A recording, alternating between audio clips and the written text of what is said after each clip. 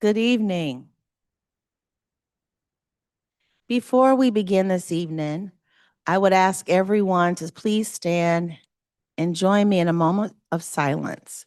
The Unified Government family recently experienced the loss of two dedicated members, one from the Board of Public Utilities and one from the Parks and Recreation Department. We extend our deepest condolences to their families, friends, and colleagues during this difficult time.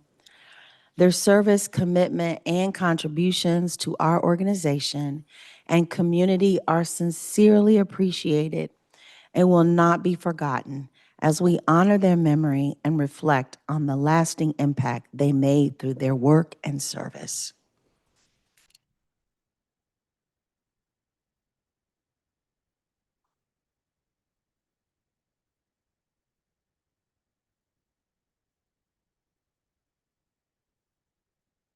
Thank you.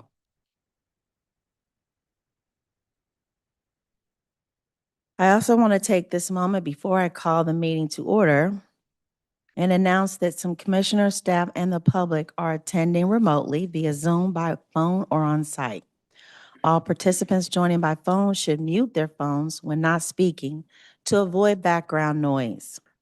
During the meeting, please make sure that you announce yourself by name and title every time you speak so the public is observing knows who is speaking. Please be sure you speak directly into a microphone so that the public can hear your comments and an accurate record of the meeting and voting is made. This is critical given the number of remote participants and is guidance from the Kansas Attorney General. If public comments are allowed on an agenda item, comments should be limited to the topic of that item. Per the Commission Rules of Procedure, comments should not include any rude or derogatory remarks, reflections as to integrity, abusive comments, and statements as to motives and personalities. I will now call this meeting of the Board of Commissioners for Thursday, July 16th, 2026 to order. Will the clerk please call the roll? Roll call. Roll call. Howard, Present. Burns, Here. Ramirez, we have an absence memo. Hill, Here. Pacheco, Here. Lopez, Here. Stites, Here. Davis, Here. Bynum, Here. Kump, Here. Watson. Here. Mayor, can anybody else hear that? Yeah. I hear a tone. I thought it was just in my ear. Oh, it's definitely. not. Is that the sound? Can the audience hear that is here? Okay.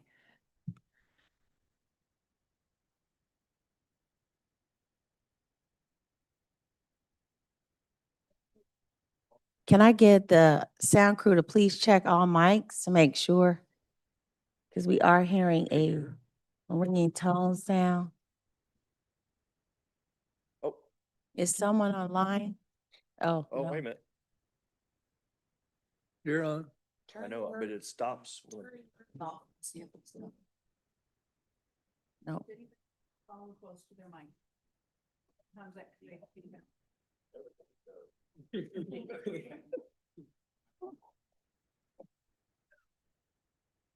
Okay.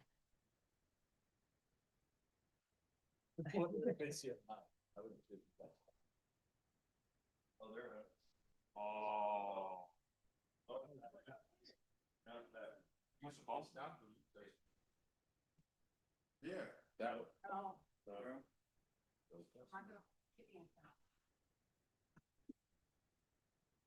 Well, we'll keep going. The invocation is being given by Chaplain Stella Ruiz from Oak Grove Christian Church. I would ask everyone to stand and remain standing after the invocation for the Pledge of Allegiance. Good evening. Shall we pray? Gracious Lord, we have gathered here today with a shared purpose to serve the people of this county with integrity, fairness, and vision. May the words be thoughtful, the decisions be just, and the actions be guided by the common good. Let everyone listen with respect, speak with honesty, and work with unity. May this meeting strengthen our community and inspire hope for our future. In your precious name we pray. Amen. Amen. I pledge allegiance to the flag of the United States of America and to the republic for which it stands, one nation, under God, indivisible, with liberty and justice for all.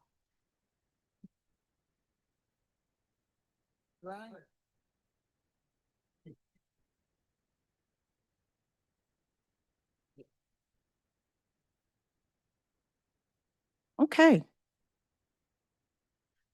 At this time, I'll ask the clerk if there are any revisions to tonight's agenda.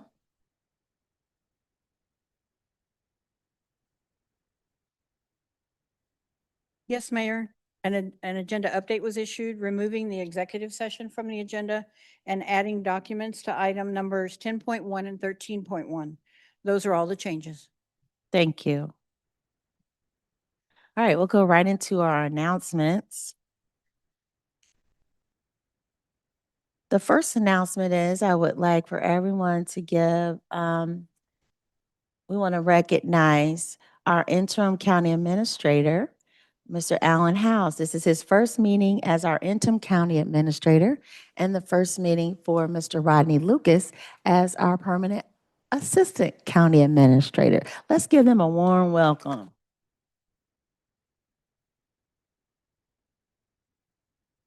Glad to have you both. Oh, okay. The Wyandotte County Public Health Department invites people of all ages who live in Wyandotte County to participate in a health-themed calendar art contest. Winning artwork will be featured in the 2027 WYCO Public Health Department calendar. Each winner will receive a $100 gift card. The calendar art contest officially opened on June 1st, 2026, and will accept entries through July 31st, 2026. So make sure you get those entries in. Residents are encouraged to grab their swim gear and towels for an afternoon of summer fun at Parkwood Pool on Friday, July 17th, beginning at 2 p.m. This event is free for the first 200 swimmers and is sponsored by the Wyandotte County Sheriff's Office. Thank you, Sheriff's Office. Another household hazardous waste disposal event is scheduled for this Saturday, July 18th, 2026, from 8:30 a.m. to 1 p.m. Residents can safely dispose of common household hazardous waste at the center located at 2443 South 88th Street. That's 2443 South 88th Street in Kansas City, Kansas. Proof of residency is required. Another fun event to enjoy this weekend, we celebrate 12 years of Christmas in July at Wyandotte County Lake Park with an unforgettable evening of family fun, community spirit, and patriotic celebration as we honor this year's America 250 theme on Saturday, July 18th at 6 p.m. Sponsored by our very own Parks and Recreation Department. This family-friendly summer tradition will feature a fishing derby, music, glow party, fireworks, a boat parade, raffle prizes, inflatables, delicious food, and so much more.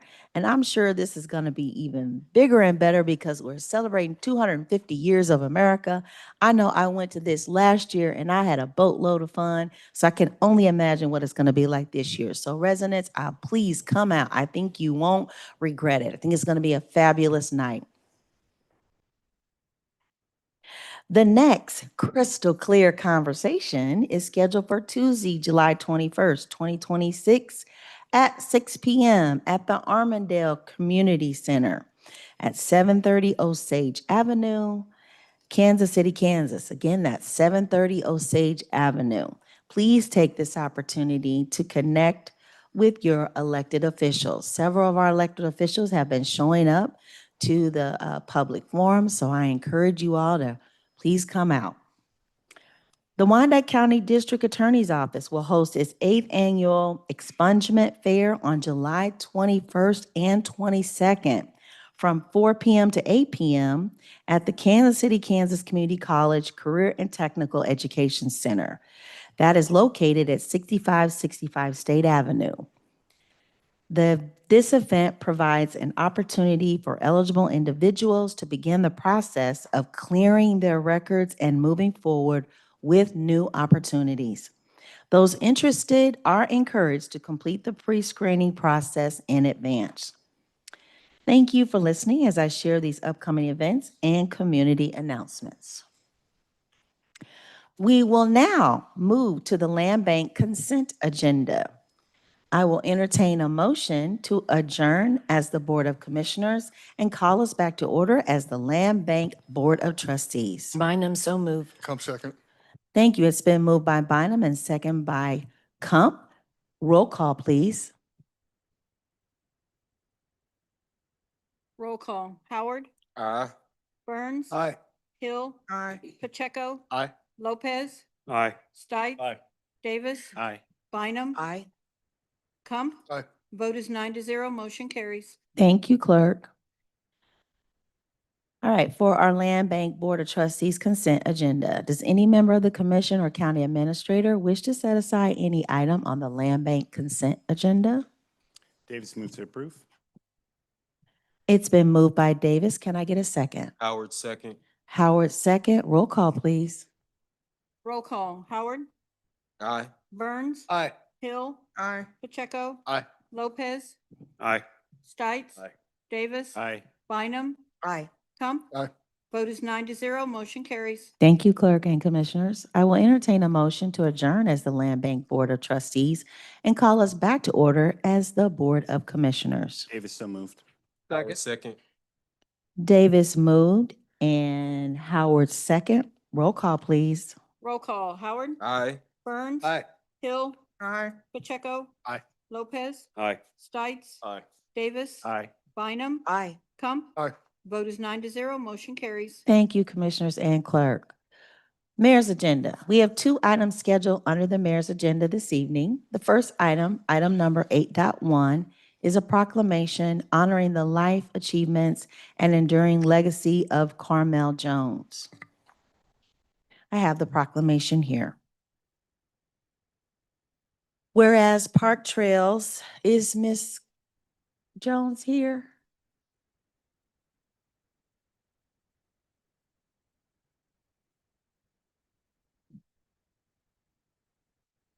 Well, she's not here. So we did have a proclamation for her. Since she's not here, we just want to congratulate her. Is there a Vince Maggers or David Bassie? Oh, there you are. Okay. I don't have that proclamation in front of me. Is it in there? Thank you. Okay, now I get to read it. Okay. Whereas Carmel Jones was born on July 19, 1936 in Kansas City, Kansas, and emerged from our community to become one of the most respected jazz trumpeters of his generation, proudly representing both Wyandotte County and the state of Kansas throughout his distinguished career. And whereas a graduate of Sumner High School and an early music student at the University of Kansas, Carmel Jones developed his extraordinary talent in the rich musical traditions of Kansas City, performing in the historic 18th and Vine Jazz District and contributing to a cultural legacy recognized throughout the world. And whereas by his mid-20s, Carmel Jones had recorded multiple albums as a band leader and went on to perform and record with some of the most influential figures in American jazz, earning international acclaim while sharing his artistry across the United States and Europe. And whereas during his years abroad from 1965 to 1980, Carmel Jones continued to elevate the reputation of Kansas City jazz, collaborating with renowned musicians and serving as a global ambassador for a uniquely American art form deeply rooted in our region. And whereas Upon returning to Kansas City in the 1980s, Carmel Jones continued to enrich the cultural life of our community through performance, teaching, mentoring, and public lectures, inspiring future generations of musicians and preserving the traditions of jazz excellence. And whereas, although Carmel Jones passed away on November 7, 1996, his music, influence, and legacy continue to resonate. And July 19, 2026 marks the celebration of what would have been his 90th birthday, providing an opportunity to honor his enduring contributions to the arts and to the cultural heritage of Kansas City, Kansas. Now, therefore, I, Crystal E. Watson, Mayor and CEO, and on behalf of the Board of Commissioners of the Unified Government of Wyandotte County in Kansas City, Kansas, do hereby recognize and honor the life, achievements, and enduring legacy of Carmel Jones, and encourage all residents to celebrate his remarkable contributions to jazz, music, education, and the rich cultural history of our community.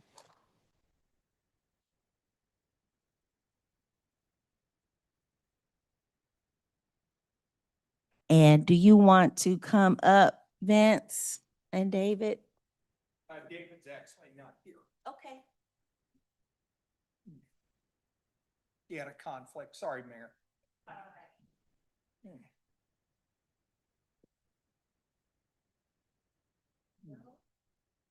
Right. Let's give another round of applause.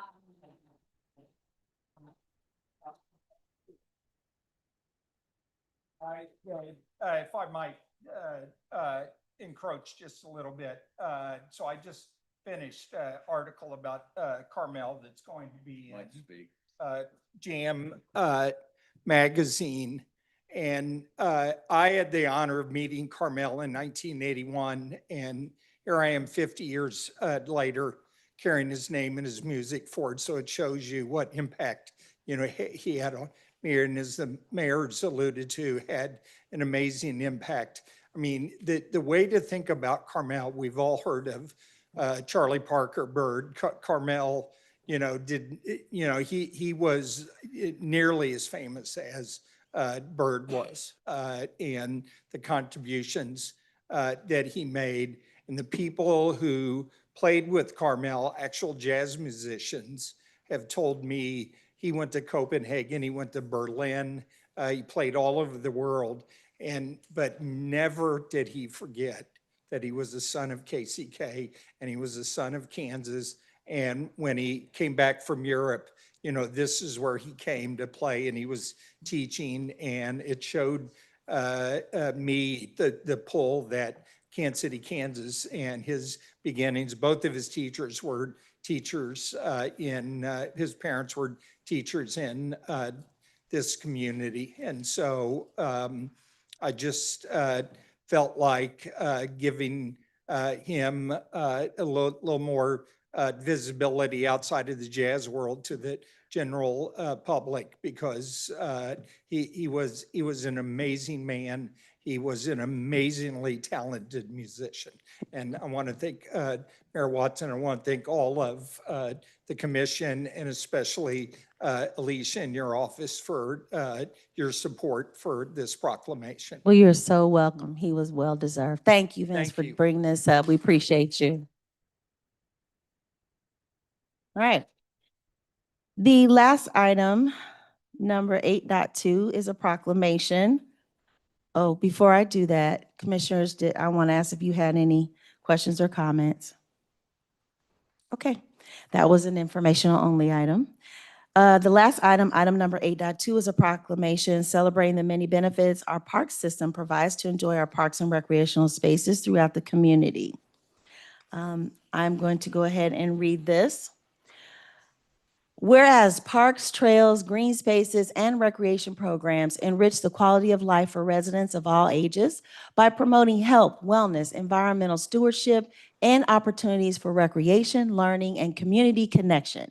And whereas The Parks and Recreation System of Wyandotte County in Kansas City, Kansas provides welcoming spaces where families gather, children play, neighbors connect, and residents experience the many physical, mental, social, and economic benefits of outdoor recreation.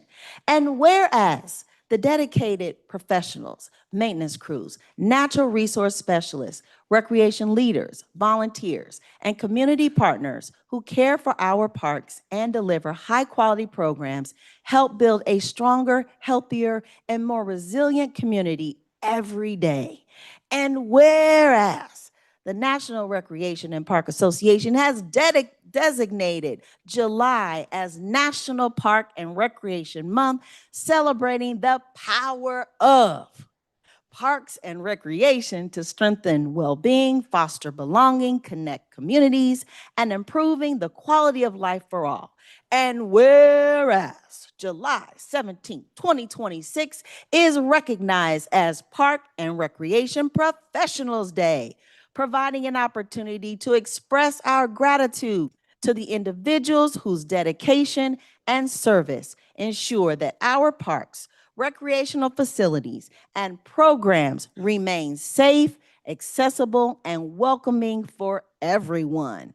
Now, therefore, I, Crystal Lee Watson, Mayor and CEO, and on behalf of the Board of Commissioners of the Unified Government of Wyandotte County in Kansas City, Kansas, do hereby proclaim July 2026 as National Park and Recreation Month. Let's give a round of applause.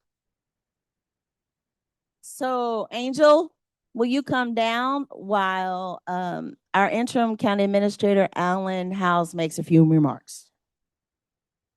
All right, thank you, Mayor. As you heard, the theme of this month is the power of parks, power of connection, well-being, and play. And I think we've seen that in the many investments that have been made across the community in city and county parks, Clam, Kensington. Commissioner Burns and I were at St. Margaret's Park just yesterday, cutting the ribbon on a new playground there, and talking to residents who were really excited and exuberant about the improvements that they've seen in that park over the last few years. So this Friday, July 17th, is the National Parks Professionals Day, recognizing the department's 90 plus full-time employees and 30 part-time and seasonal employees. And this is not just any month and any year really for our Parks and Rec department. This, you could say, is their World Cup year. They walked away from the Kansas Parks and Recreation Association with no less than 6 awards, sweeping the table, if you will. They had the Parks Professional of the Year and Justin Ukina, the Recreation Professional of the Year and Shea Lockett, and many other projects that won awards. And then more recently, the National Recreation and Parks Association named our director, Angel Ferrara, as their Young Professional of the Year. So there's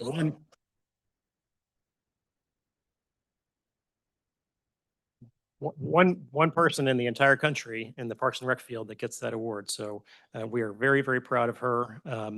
And really just want to thank her and thank the entire Parks team for all they do. They recognize that parks are not only for people, their quality of life and their economic development. And they have led with creativity and compassion and delivered a tremendous amount in the last few years for the community. So thank you. Thank you. Angel, do you want to just say a few words?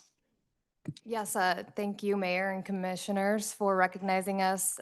We get a whole month because Parks and Recreation is fun, and we need a whole month to celebrate that with our community. If you follow us on Facebook, we have so many fun things planned. We have a free swim day, like you mentioned, next week, and just a lot of other things going on. So I'm happy to accept this on behalf of our team, our volunteers, and most importantly, our community who support us and help make this possible every day. So thank you for supporting Parks and Rec. And like I said, we have a lot of fun things coming up and some promotions, so stay tuned and join us. Well, congratulations. And we are so proud of the work that you and the Parks and Recs team is doing. Do any of our commissioners have any comments or questions? Okay. Commissioner Lopez. Yeah, I just wanted to say how proud I am of Parks and Rec. They've been there's definitely been some hurdles, but they find their way, And they work really hard, and Angel, I'm really proud of you. I really am. You're great. You do a good job. Thank you. All right, we'll hear Commissioner Burns. Thank you, Mayor. I encourage all the citizens to go down to the St. Margaret Park that has been redone especially what has been done for the children down there. It is amazing how much effort our Parks Department put in to having that a first-class facility. And if you go around I-70, I think you can see with all the flowers up there, KCK, it says right there, it'll catch your eye. But I think it's very important that the citizens know that we know how important the parks are, and we can't say enough good things about our leadership with our parks director. Way to go. Thank you. Way to go. Thank you, Commissioner Burns and Lopez, for those kind remarks. Keep up the good work. Thank you.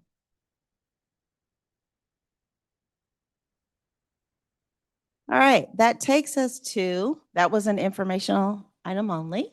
And now we are in our regular consent agenda. Does any member of the commission or county administrator wish to set aside any item on the regular consent agenda? If an item is not set aside, all items on the regular consent agenda will be voted on by one vote. Hearing none, I will entertain a motion for approval of the Davis. regular consent agenda. Davis, so moved. Howard, second. It's been moved by Davis and second by Howard. Roll call, please. Roll call, Howard, Aye. Burns. Aye. Hill. Aye. Pacheco. Aye. Lopez. Aye. Stites. Aye. Davis. Aye. Bynum. Aye. Kump. Aye. Vote is 9-0, motion carries.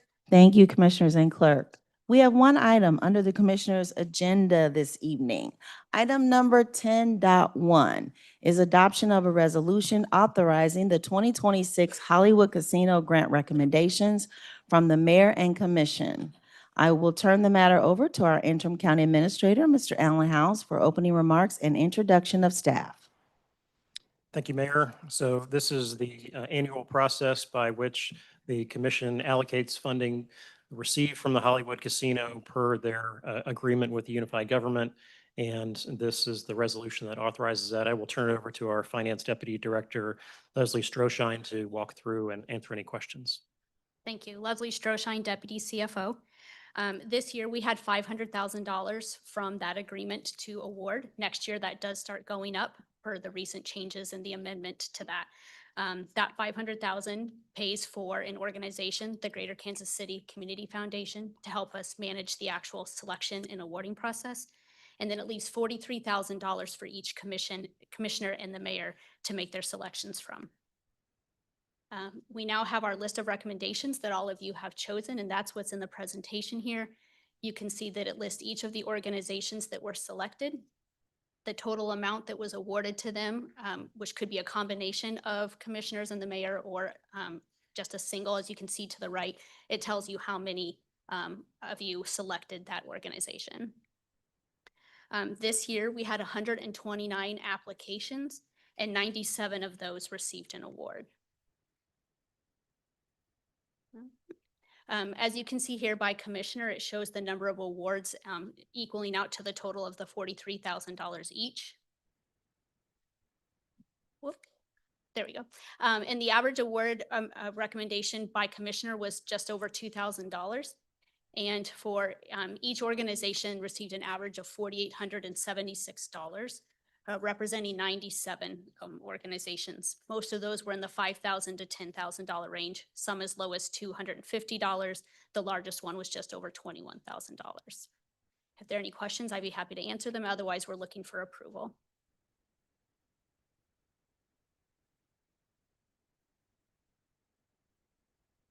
Okay, hearing none. Oh, Stites. Stites District 7. Alan, if you wouldn't mind, would you just give a little bit more details on, so what this was set out in the original development agreement set out when the Hollywood Casino came to town, right? And that this money is a payment that they give to us, and I don't want to say the whole thing, but, because I'm asking you to do it, but, just what that can be used for, right? What we have to use that money for. Thank you, Commissioner. So the agreement, this is when the casino came to KCK. They get their license from the state of Kansas, and they established as part of that an agreement to provide local benefit. And so that comes in the amount of this payment, or $500,000 casino grant. And there it is, uh, the commission has discretion as to the process they want to use for the allocation of those funds. In the original agreement, it lays out that the funds are supposed to be used for health-related items. And, that can be, it's a pretty broad category. And so I think a lot of the awards kind of touch on that in some way or another. So I don't know, Commissioner, if that answers your question. Yes, thank you.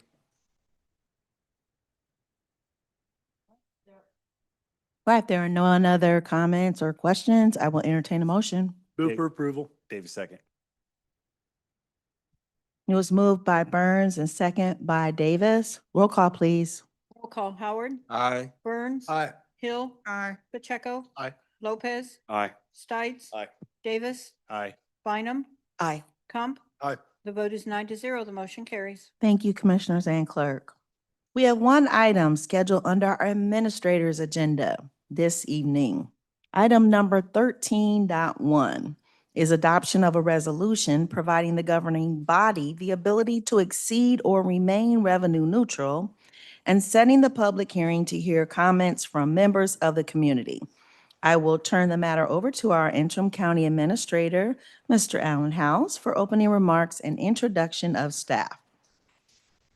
All right, thank you, Mayor. So for my first meeting as interim, we thought we'd start with an easy topic of budget and taxes. So we all have our budget team here go through a presentation. I think the commission has seen over the past few months in a series of budget presentations some of the challenges around rising personnel costs, around capital needs. They've seen, and I think the community has seen, progress on roads and parks in recent years with the paving of state and parallel and other roads. A lot of that was one-time funds. And we do continue to have, as you've heard, a deferred maintenance kind of overhang that just gets deeper each year when we underinvest in capital. On the county side, we have the challenge of low reserves, which puts us in a more vulnerable spot on the county side.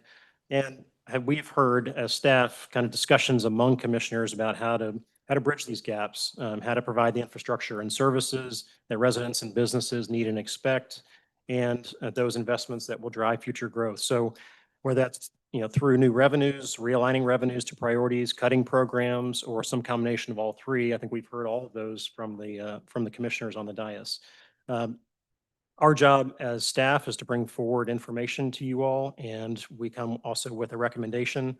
And in this recommendation that you'll see that meets the new and existing obligations we have, as well as providing some room for commission deliberation. And that's what really tonight is about setting the upper threshold for the property tax rate in the budget process. It does not set out the tax rate tonight, and the budget has yet to be introduced. It'll come before you on August the 6th, but tonight sets the ceiling and in a sense sets how much flexibility that you all want to have in your own internal deliberations as a commission as to the priorities that you want to fund.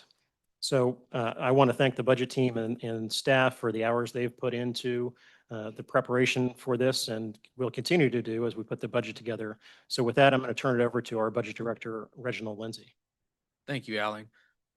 Good evening, Mayor Watson and Commission. Tonight, we're going to cover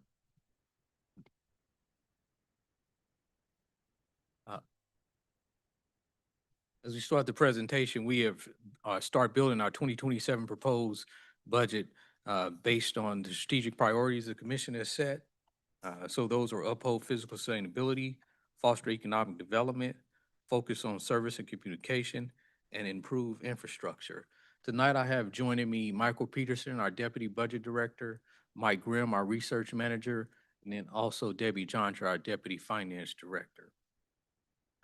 Michael Grimm and Michael Peterson, they're going to cover history of our mill levies for the last few years, and then also give you some statistics of what some other communities have done and how we compare to those communities.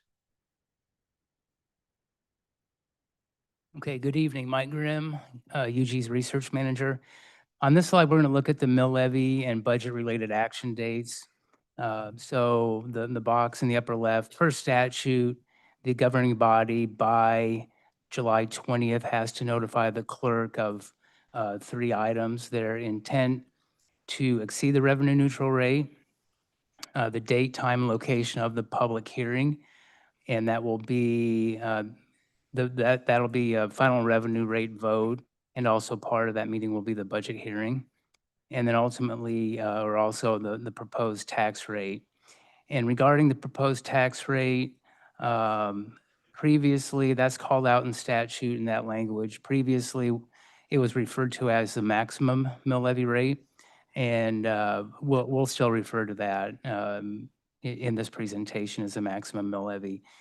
And as Alan alluded to, the proposed tax rate, maximum mill levy, is the highest mill levy that can be considered during the budget process. It sets that ceiling for administration and staff to work the budget. And by no means does this refer to any kind of final certified mill levy rate. So on the right, commission action items, I talked about the meeting tonight, and then the requirement to notify the clerk by July 20th of the vote of intent to exceed revenue neutral, the date and time of the public hearing, and in establishing that proposed or maximum mill levy. And then the date that will be voted on tonight is August 24th for that revenue neutral hearing held in conjunction with the budget hearing. And that's where you will vote to possibly exceed the revenue neutral rate for the budget. And then on the calendar, and no vote tonight on this or to establish it, but August 27th is a date on the calendar for the budget adoption of the 26 amended 27 budget. This slide gives a 10-year history of the mill levy rate for Wyandotte County. So that'd be the mill levy funds on the county side. There's the general fund, bond and interest, and 6 other levies. So in 2016, that rate was 38.813. In 2025 tax year, that was 35.704. So that's a decrease over that 10-year period of 3.1 mils, or an 8% decrease. On the city side, those 2 mill levies, the city general and bond and interest total is 41, or was 41.875 in 2016. 10 years later, it's 36.219. So that's a decrease of 5.7 mils, or a 14% decrease. I will point out that that dip there in the 2024 tax year was the revenue neutral year. This slide gives a bit of perspective on the Kansas City, Kansas, and Wyandotte County mill levy rates. The Kansas City, Kansas current rate is 36.219, and that ranks 14th statewide out of all first-class cities, and there's 26 first-class cities. So ranking 14th is about right in the middle. So there's 13 cities of the first class that have a higher mill levy rate, 12 that are lower. And then for Wyandotte County, 35.704 mils is our current mill levy rate. There's 105 counties in Kansas, and we rank 98th. So there's only 7 that are lower than Wyandotte County for the total mill levy, and 97 that have a higher mill levy rate.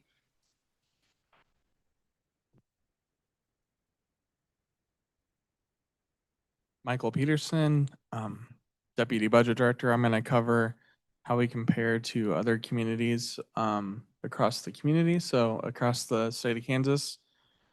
So one of the things that we've tried to do in our office is try to normalize the information on property taxes. So property taxes, the formula for what we receive as the unified government is the assessed value divided by 1,000 times the mill rate. So assessed values for all communities can be different. The mill rates are different. So one of the ways we do that, we do it 2 different ways. One is looking at it per capita, which is the amount of property taxes that is levied per each person in the community by population, and then by square mile, so by the area of the community. On the left, you can see per capita, so across the first-class cities in the state of Kansas, the average is roughly 460 to $490 per person. Unified government sits around $485 per person that's levying in property taxes.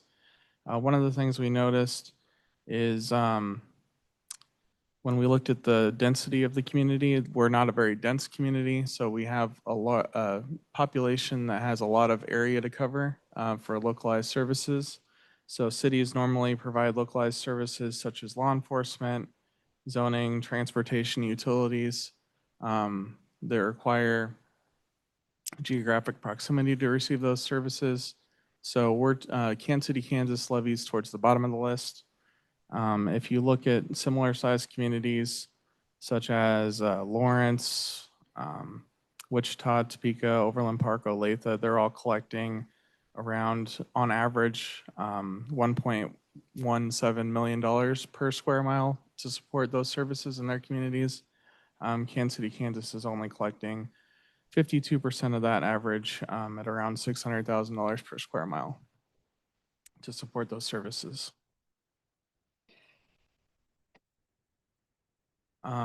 So some years back, the Unified Government worked with some organizations called Strong Towns and Urban 3 to do an analysis on the community.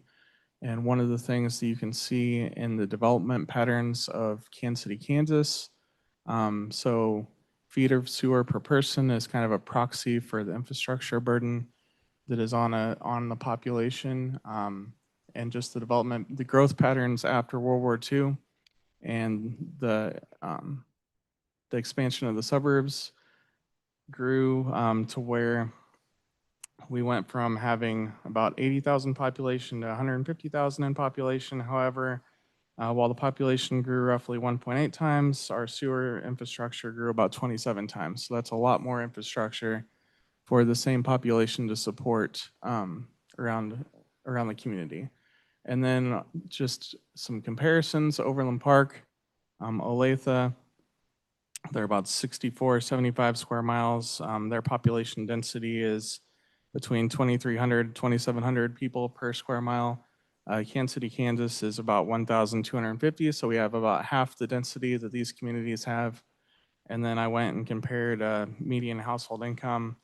Unfortunately, while we have half the density, we're also, with comparison to them, Olathe, 112,000 per household, Overland Park, about 104,000 per household. We're sitting at 59,000 per household as of the 2023 census. So that kind of shows you the dilemma that we have. We have a lot more infrastructure to take care of. We have a lot more service area to cover, less resources to do it with, which is what we face on the city side of the budget. In comparison, counties provide more regional services.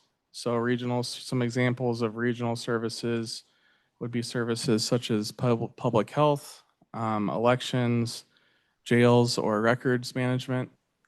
And so where you can see on this list is the burden of property taxes per person in the community. And these are counties that contain first-class cities in the state of Kansas. We're towards the bottom of the list, or the low bottom, $493 per person. We're kind of right in the range of where communities our size are. So as far as counties, so Douglas and Shawnee County are large counties that are above us, about $600 to $700 per person. And Johnson and Sedgwick are towards the bottom of the list. Probably more commercial and industrial density there.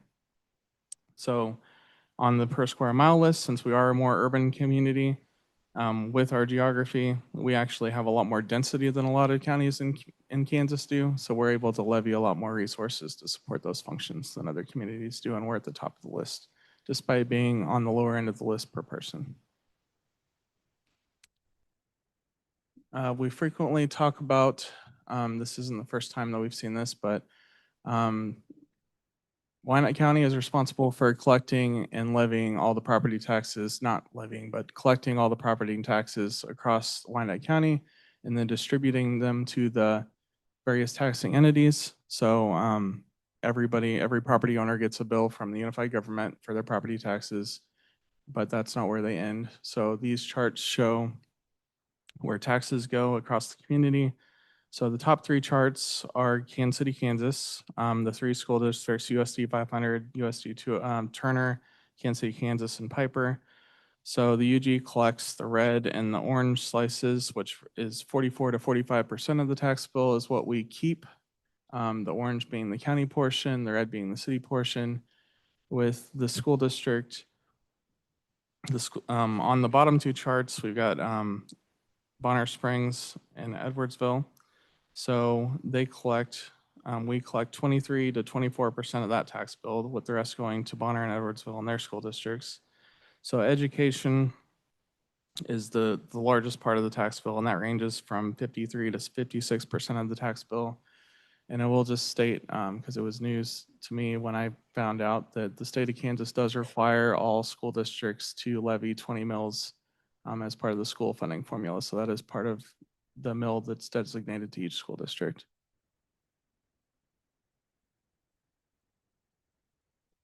We did want to give just a brief summary of some actions that we've done in the last two budget cycles. So just trade-offs that we face in the budget that we can think about. So we were able to reduce the BPU pilot. We reduced the BPU pilot by 2% for residential customers. That's a revenue impact of $2.2 million a year on the unified government. Through Miller levy reductions, we we did not realize $24.6 million of revenues from what would have happened had we kept the mill rate the same. For senior citizen rebates, we not only increased the rebate amounts, but we also are providing pilot relief directly on the BPU bills to those who qualify for those rebates. So that's an expense impact and a revenue impact. Community Benefit Fund, we designated part of incentive agreements to go towards specified use for the benefit of the community. That's $400,000 to $30,000 that we've foregone on revenue for the general funds. We've prioritized staffing capacity and contractual agreements, labor agreements. So personnel costs across the unified government has went up by $18 million in the last 2 years across all the tax levy funds. Debt strategy, we've put in place a debt strategy to reduce the reliance on mills on debt. So that's about $10 million a year on impact on the amount of debt that we've been issuing.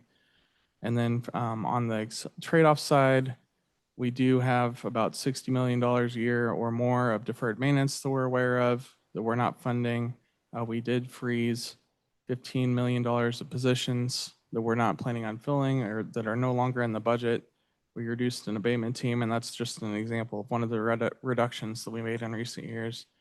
And then our cash capital has declined by about 36% on both the city and the county side in the last 2 years by about $3.2 million. So that just reduces our ability to do projects across the community. And then across the last 2 years, so from 23 to 25, and the reason why we picked these years is the year prior to revenue neutral to last year. These are the top 10 largest departments in the city and the county general funds and how spend has changed over the last 2 years. So just some of the most growth we've seen in sheriff, technology, DA, just with the costs of business and some labor and changes, and then some of the smallest growth has happened in buildings, logistics, and public works. Actually, there was a error in the data when I did this, so theirs is only 1% growth. And buildings, logistics, we reduced funding for an abatement team and parking control that was in their department, so they went down by 9% across those 2 years. I'm going to turn it over to Reggie. So now we're going to go over the county side of the ledger. Reggie, before you go on that one side, that UD largest 10 departments, in 2024, that was the year you went revenue neutral, correct? Yeah, so 2023 was the year that we went revenue neutral for 2024. Uh-huh. So that would have been the spending before we changed the budget. Okay. Thank you. Mhm.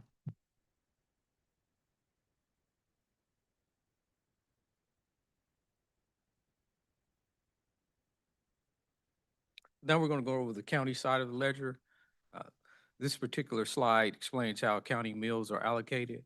Majority of the mills are on the county general fund side at 82%. Smaller portions support dedicated services. There are a total of 9 dedicated mill levies on the county side.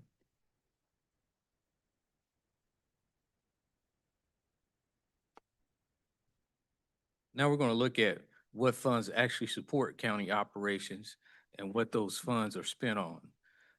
So first, we want to look at revenue sources. Property tax is our largest revenue source at 66%. Then we have sales tax at 8% and motor vehicle at 5%. One of the things we can see on the county side is that it is very reliant on property tax. And this is why mill levy flexibility matters on the county side. On the expense side, some of our expense drivers are personnel. We have the sheriff at 34% of personnel, and then other personnel is 35%, which makes up a total of 69%. And then with the sheriff, with their combined budget of personnel and contractual services, personnel is 34%, contractual services are 10%, and that equals about 44% of the total pie on the expense side. And then we have contractual services made up of other departments and also the sheriff. So other departments make up 13% of that. And the sheriff makes up 10% at 23%. So one of the things we can see here is personnel represents the largest ongoing expense over on the county side. Now we're going to go over to the city side of the ledger. So approximately 60% of the mill levy on the city side goes to support operations, and then about 40% goes to support debt. Our CFO, Dr. Shelley Knieven, she has worked with commission and has reduced the mills over the last few years on the debt side, like the percentage that takes up the funding. So a couple years ago, we were at 44%, and now we're at 40%.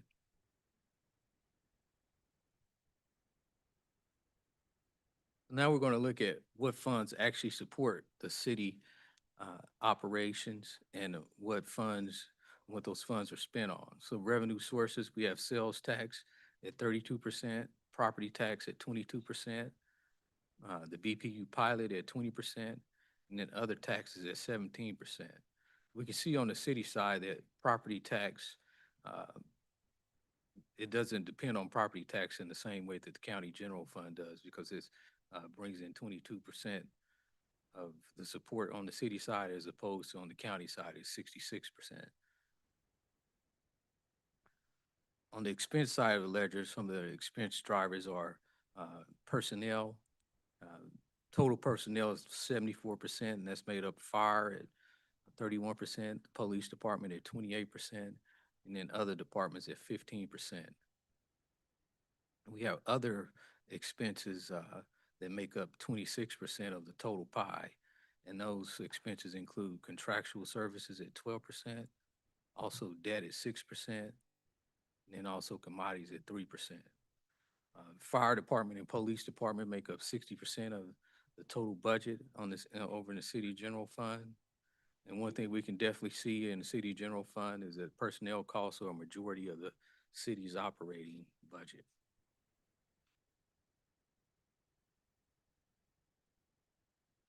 Police department currently has a federal COPS grant that supports patrol activity by funding 12 patrolmen. That grant is coming up on expiration. So when that grant does expire, we'll have about $1.5 million that would need to be picked up in the city general fund. So this is exactly the type of future obligation the mill levy ceiling would accommodate. So going through 2027, we'd have $783,000 that we need to pick up. And then in 2028, we'd have $1.5 million that we would need to pick up in the city general fund to fund the 12 patrolmen that will fall off the COPS grant. Excuse me, Reggie, can you pull the mic a little closer to you?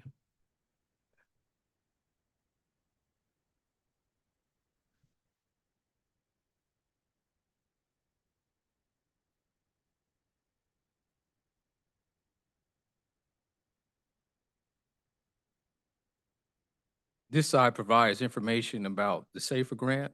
The SAFER grant is a fire department grant that funds 17 firefighters. This grant will expire in March 2027. There will be an impact on the 2027 budget of $1.6 million.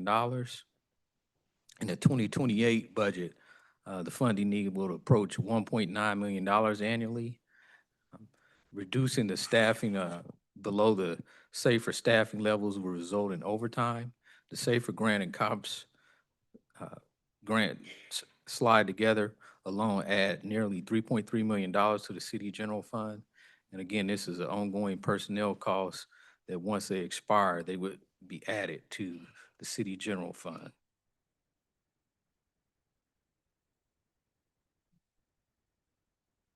Third slide is looking at our street investment. Street maintenance is the single highest priority in our community survey. Also, one of the things that was conveyed in our community survey is that the dissatisfaction in this area is high. We had our lowest satisfaction scores of any of the statistics that we looked at for this particular group in our community survey. Residents are asking for what exactly has not been funded. In 2023, funding was $12.6 million, and in 2026 budget, it was $7.4 million. Staffing also dropped by 8 positions, and residents are again asking for exactly what was unfunded in past budgets. I'll turn this over to our interim county administrator, Howes. All right. Thank you, Director Lindsay. So next, we'll go through a couple of scenarios here and kind of lay out what happens to the net change in fund balance under those scenarios. This is for the county general fund, which, as you heard, is not carrying new personnel in the same way that the city is with the expiration of the 2 federal grants. Here on the county general fund side, it shows you going from revenue neutral, from left to right, how much revenue was brought in, what the current expense would be, and the expense stays constant in these scenarios, and then what the net change in the fund balance would be. Then it gives you the county general fund mill rate and the mill rate change. So we go from this scenario from revenue neutral to what we call a base revenue assumption of 4% growth. The middle one, current mill rate at full valuation. So this is the entirety of the assessed valuation increase, which I think is about 5.6, 5.8%. Budget can correct me if I got that wrong. And then you can see the impact of 1 additional mill or 2 additional mills on the net change in the fund balance based on the existing expenses. Next slide. And again, on the left side, you see the scenarios and you see the net change in the fund balance. And then on the right side, you see some of the needs that have been talked about in the previous budget sessions. So everything from the county infrastructure funding, the Sci-Fi, which is a program in which county funds were distributed to the 4 cities in Wyandotte County proportionally, and those were used in the city programs for road and infrastructure projects. We have facility needs that you've heard about. We've got the county parks, with Wyandotte County Park, Wyandotte County Lake Park, and Pearson Park are the 3 parks with some significant county capital needs there. And then, as you also heard, the emergency management system is reaching end of life. So we are going to have an expense related to the radio system and the backhaul network associated with that, that we need to pay for in order for the first responders to have access to the radio system. See the voting equipment refresh in the health department, the electronic medical records system, and then the tax management system. So there's a set of these priorities or needs that are not in the budget, not assumed in the net change on the left, and gives you a sense of what the additional funding could be used for if the commission desired.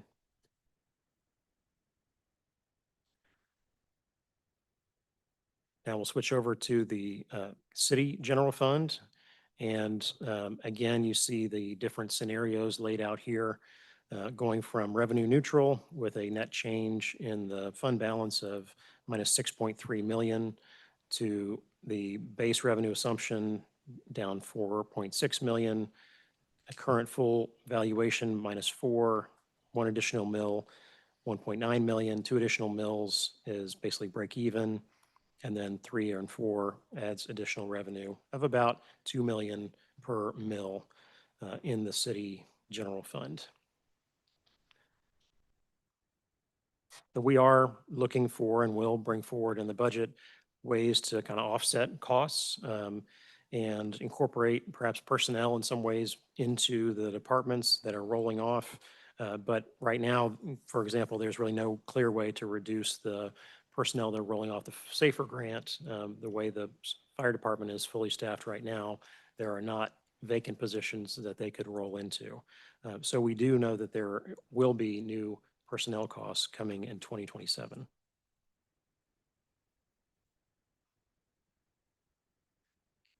Next slide. Again, on the city general fund, on the left side, we have those scenarios laid out and the net change in fund balance. And on the right side, we see the capital needs laid out in a couple of categories: infrastructure, facilities, and then productivity investments. And as again, you all have heard, there are significant needs in here, whether it's the $30 million you've heard from Public Works about pavement preservation, to the bridge needs, to the police West Patrol, fire stations, the homeless shelter, the Parkwood Pool, and then productivity investments to have us operate more efficiently and more effectively. So that brings us to the recommended maximum mill.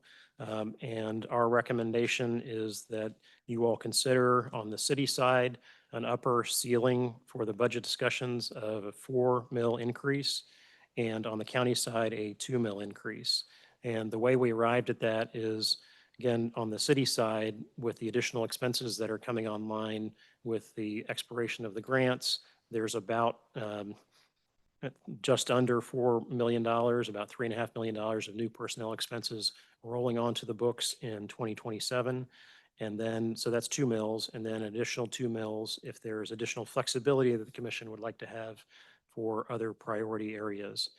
On the county side, we're pretty close to kind of break even at the current assessed value.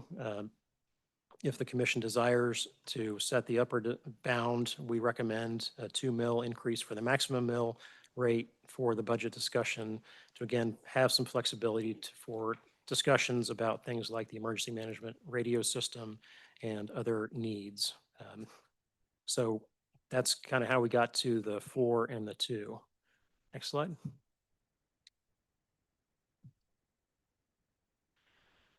So here we're talking about, so what is the impact of this for households?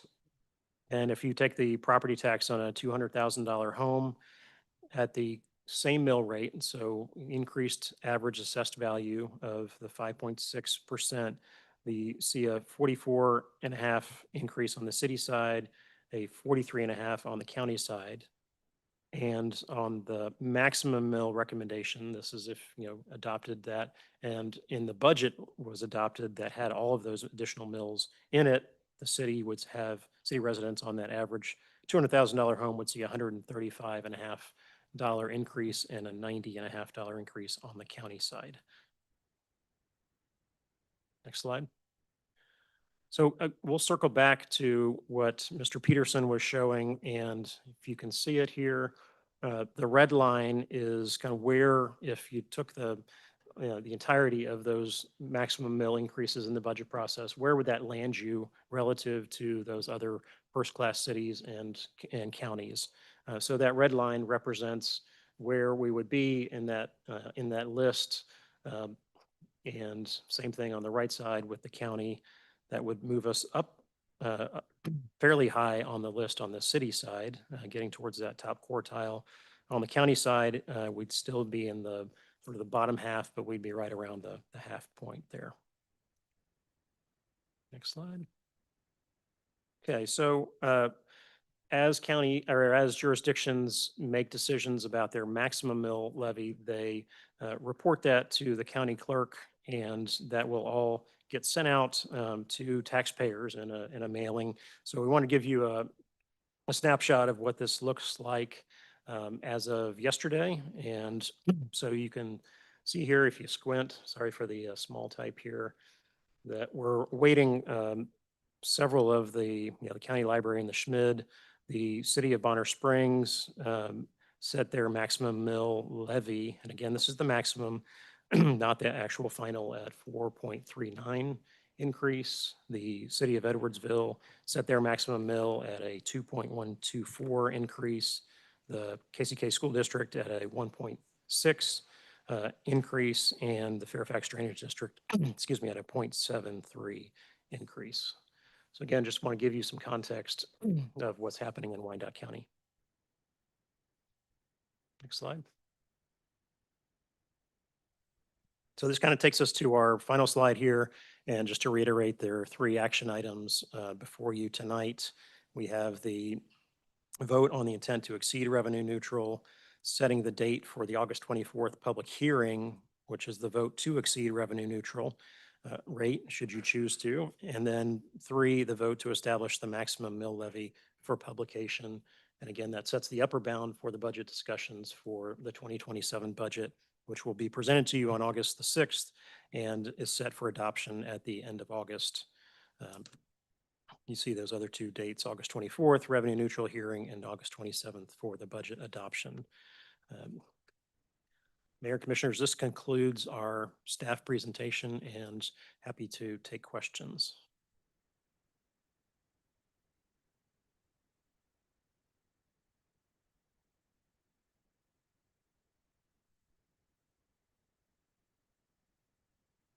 Commissioners, do you have any questions?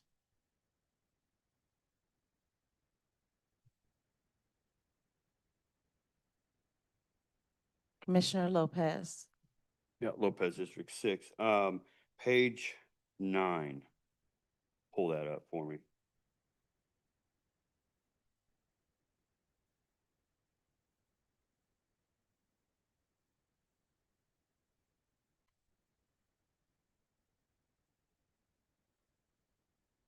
I wanted to show, so it shows, there's the, where your property taxes go. I want everybody to see this chart. Burn it in your brain. Burn it in your mind.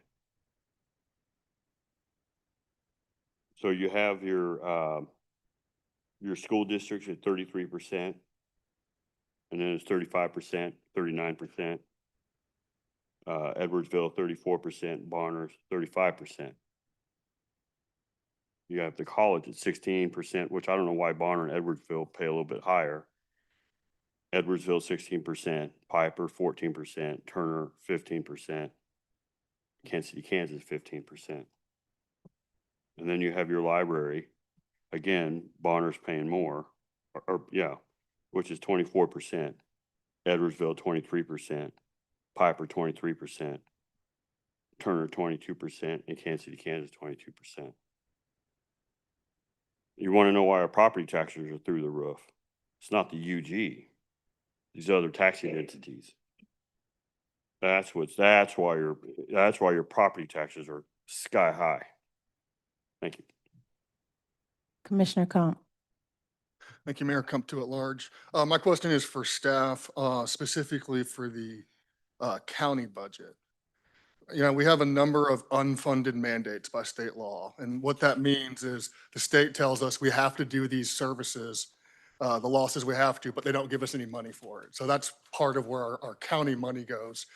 Do we have any idea of the percentage of our budget that is dedicated specifically or exclusively to the unfunded mandates? Things like the jail, the voting system, the court, stuff like that. I'm just curious.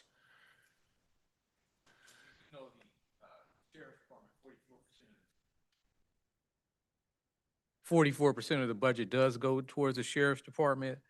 Then we also do have district courts that is a portion of that, and then the district attorney, there's a portion of that. I don't have those numbers right now.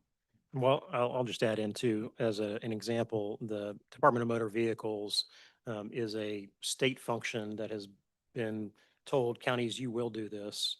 And it has been subsidized by the county general fund to the tune of about $1.5 million a year to provide this essential service that is a state service. And as the standing committee heard on Monday night, the state legislature, in response to pressure from counties to say, hey, we're subsidizing this state service, the state said, okay, well, city, localities, counties, we're not going to give you any more money, but we're going to give you the authority to charge up to a $10 per transaction fee. And it turns out that that amount is roughly equal to the amount that we subsidize the DMV through the general fund. So that's, I think, a direct example, Commissioner, what you were talking about, which is saying you have to do this thing, this DMV, and we're not going to give you the resources to do it, but you will do it. And it'll be up to you as to whether you want to recoup the cost on it or whether you want to subsidize it from property taxes through the general fund. Commissioner Hill. Thank you, Madam Mayor. Hill, District 4. I'd like to know from staff, could you turn to the page? I think it's where it says city property tax comparisons and county property tax comparisons.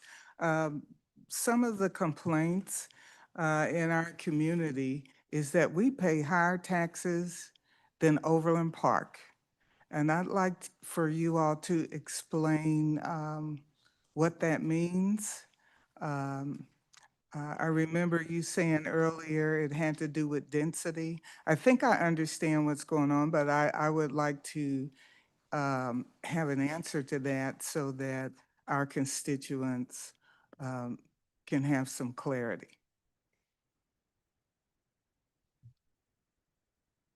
We do have more information than what's on this slide that would probably provide a better answer, but I do remember from discussing this before, again, Michael Peterson, Deputy Budget Director.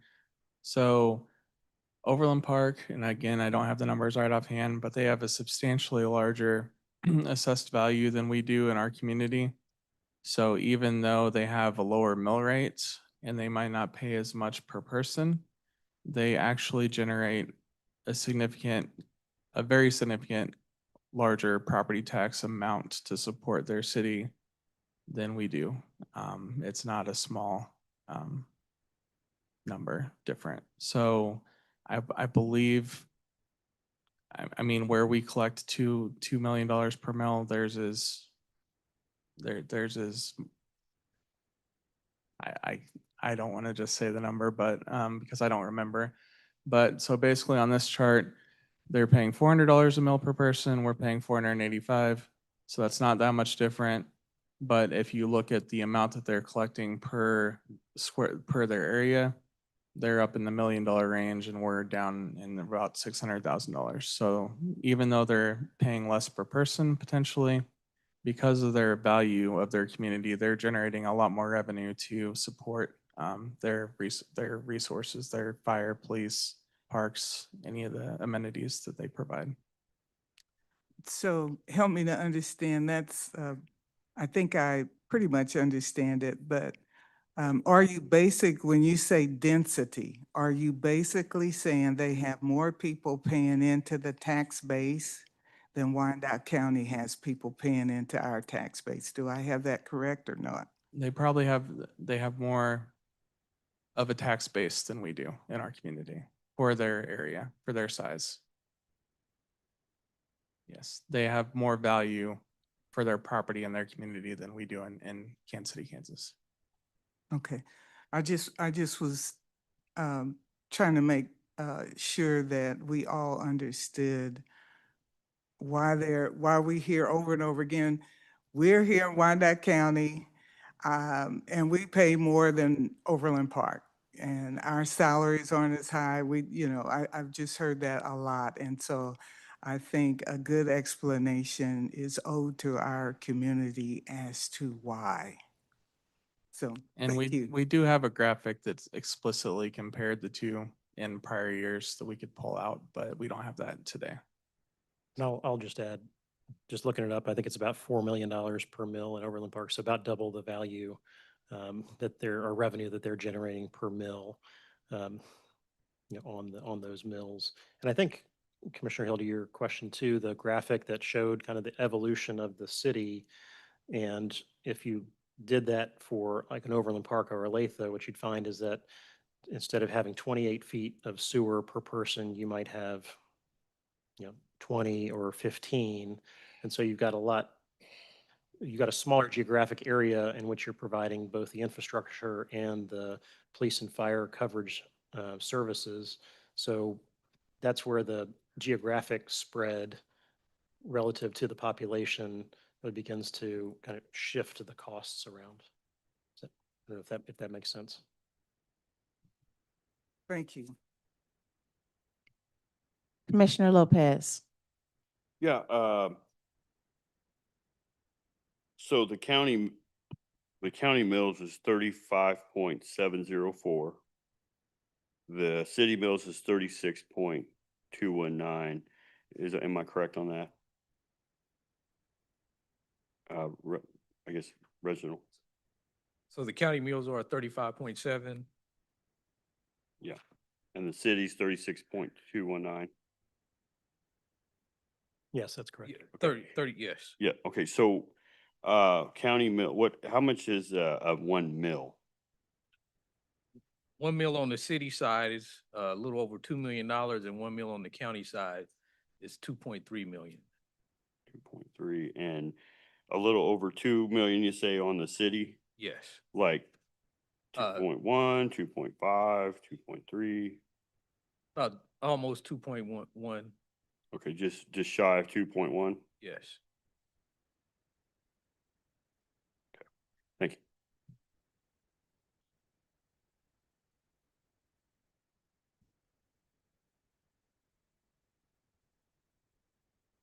I have a question. Under that COPS grant on page 18, you said that there would be a 1.4, roughly 1.5 difference because they'll lose the grant. The 12 officers that are there, if we do not adjust the budget, would those positions go away Yes. technically? So that's 12 officers that would lose their jobs. Yeah. So they could be absorbed into the budget. The police department does have the amount of vacancies to absorb those. So does their vacancy right now, can it include those 12 officers? So it can, but it would reduce the service. We would be losing a funded position in a patrol division. So each shift, we would lose like one person. And what the impact there would be is the response times would reduce. So if those 12 officer positions didn't fill because the budget wouldn't allow it, those jobs would be removed? So they have promotional things that happen within the police department. Mm-hmm. So the patrolmen, they don't always stay as patrolmen. They do end up moving up into other positions. So This would, this, So somehow or another, they could be reabsorbed. We wouldn't they have to could be eliminate their reabsorbed, but jobs. we would impact like a service reduction Okay. because we'd be losing. But there are, how many union contracts do we have? And how many of those are bound to promoting, meaning giving increases regardless of what our budget says we can't do? Do you know? About- So there are union contracts, right? Police have Yeah. union, I think right? there's 12 or 13. Fire has union. Is there 11 or 12? There's 13. I think There's it's 13 Yes. union contracts that within those contracts require that their employees receive an increase, right? That's And correct. they will get those increase regardless if our budget can give increases to everybody. They will. They'll get them anyway. So if our budget says we can't do it, but the contract says, well, we gotta do it, then we gotta find that money to do it regardless, right? Yeah? Yeah, Yes. okay. Okay, so that's an issue. Okay. I mean, it's just an issue for the budget. And then on our city general fund, page 17, our police personnel and fire combined make up 59% of the budget.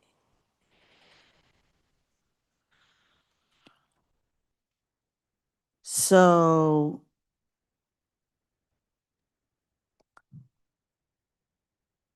that's a lot. If we did not exceed revenue,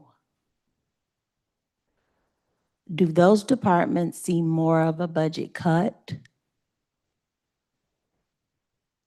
If we stayed revenue neutral, or if we, yeah.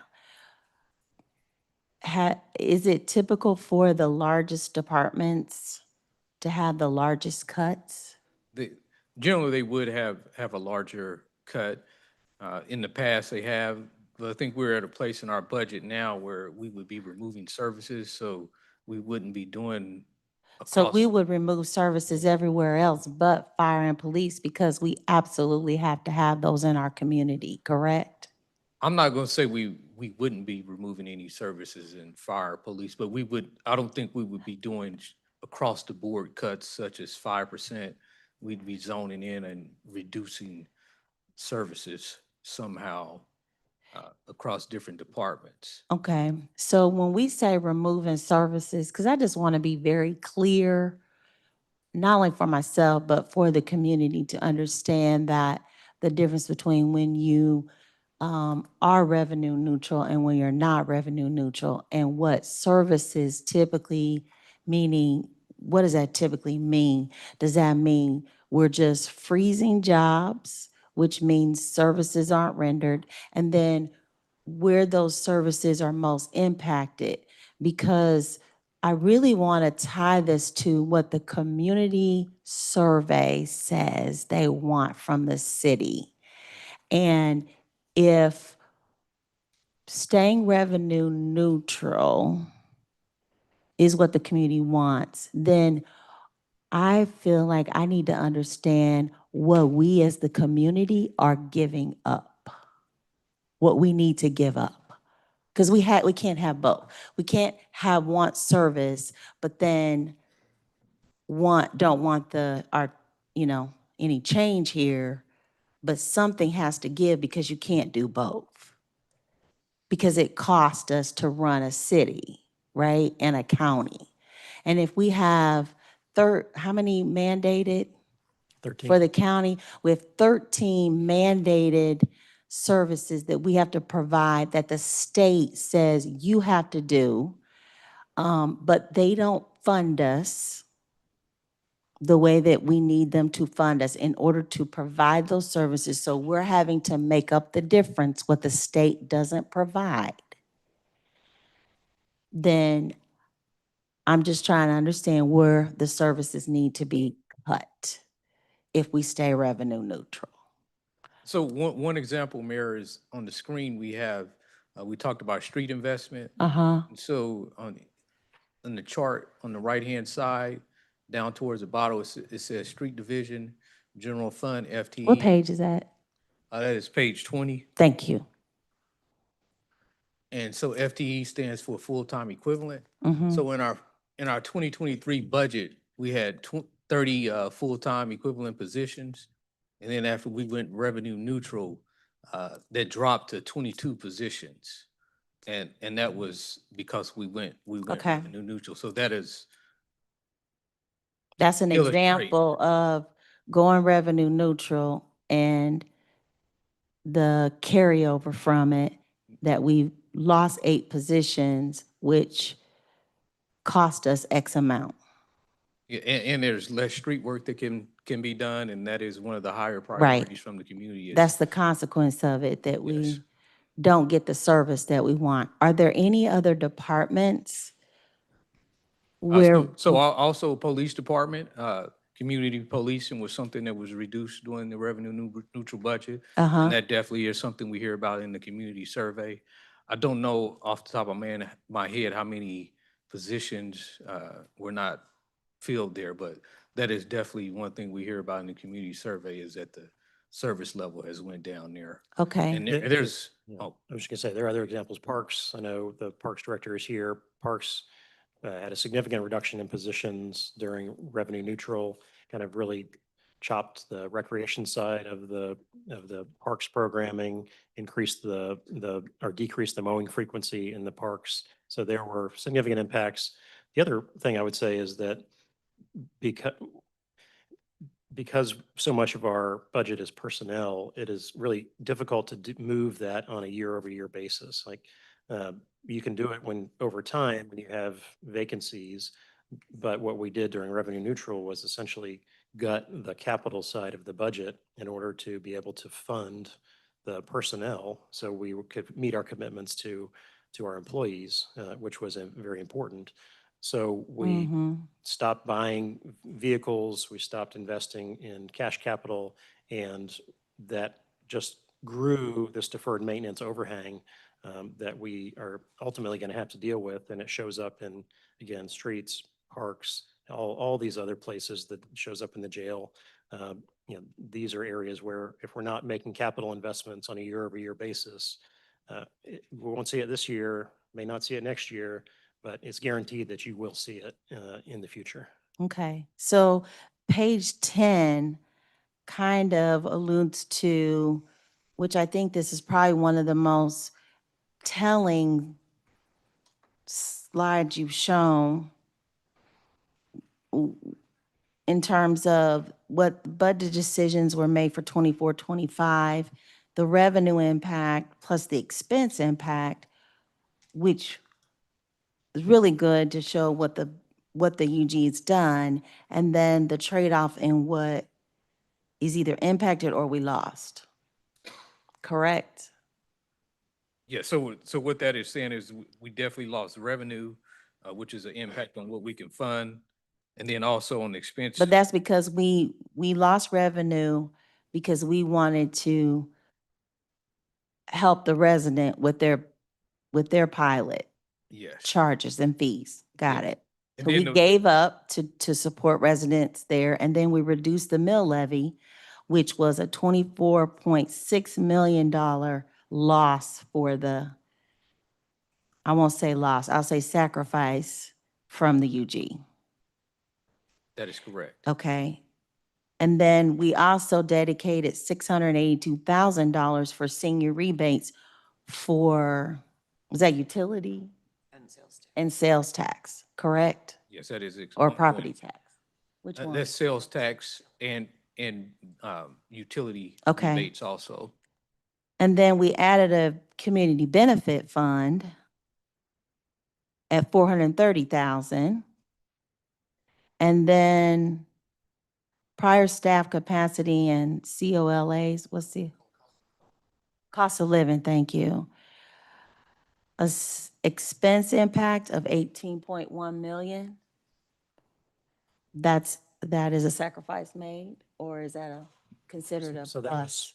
was, we continued to offer the 3% raises for staff. So we still took care of staff, Honored the okay? union contracts and non-union staff got a raise. For union and non-union, okay? And then the debt strategy was at 10 million. So we didn't pay debt. We gave up 10 million in debt we didn't pay. Is that what that means? So what that means is, we had $10 million of debt projects that we used to fund. And with our new debt strategy, we done away with funding $10 million worth of projects in order to like reduce the mill levy.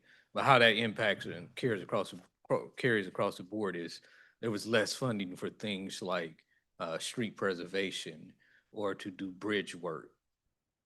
Okay, And basically what we need to do there is, if we're not gonna fund it by debt, we need to fund it out of the city general fund or the county general fund, or maybe okay, special street and highway fund, or okay.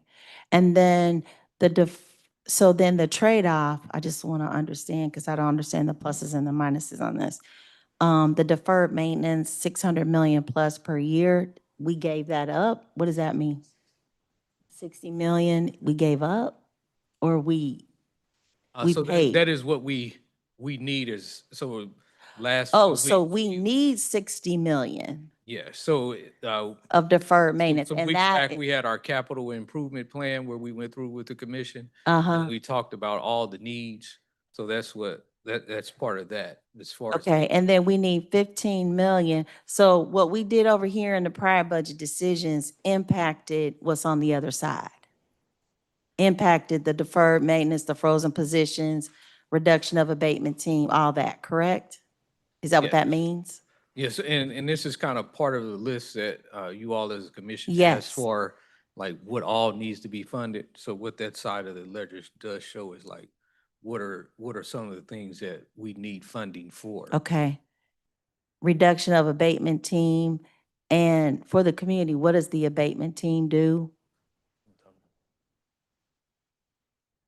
Can somebody tell me what the abatement team does? Michael Peterson, Deputy Okay. Budget Director, is going to tell you. So code enforcement does they issue citations on properties, so they clean up trash, they do mowing. And then also, I think they have been used this year for addressing illegal dumping activities too. Okay, so that kind of goes to, we paying more taxes, but it also, for those commissioner districts where our residents are complaining that the land bank isn't mowed, like the property's not mowed or all that stuff's not taken care of, like lawn mowed. It impacted us because we sacrificed that to the revenue neutral budget in '24. And this is, okay. I'm trying to connect the dots because I wasn't here to do this budget last year. The land bank mowing would show up as an additional line on this and to the tune of $1 million. Am I Which right? isn't on here. Not on here. So it's Right. different from the abatement, but that was one of the things that got reduced. Okay. And the frequency of mowing has decreased, which you all hear about. Okay.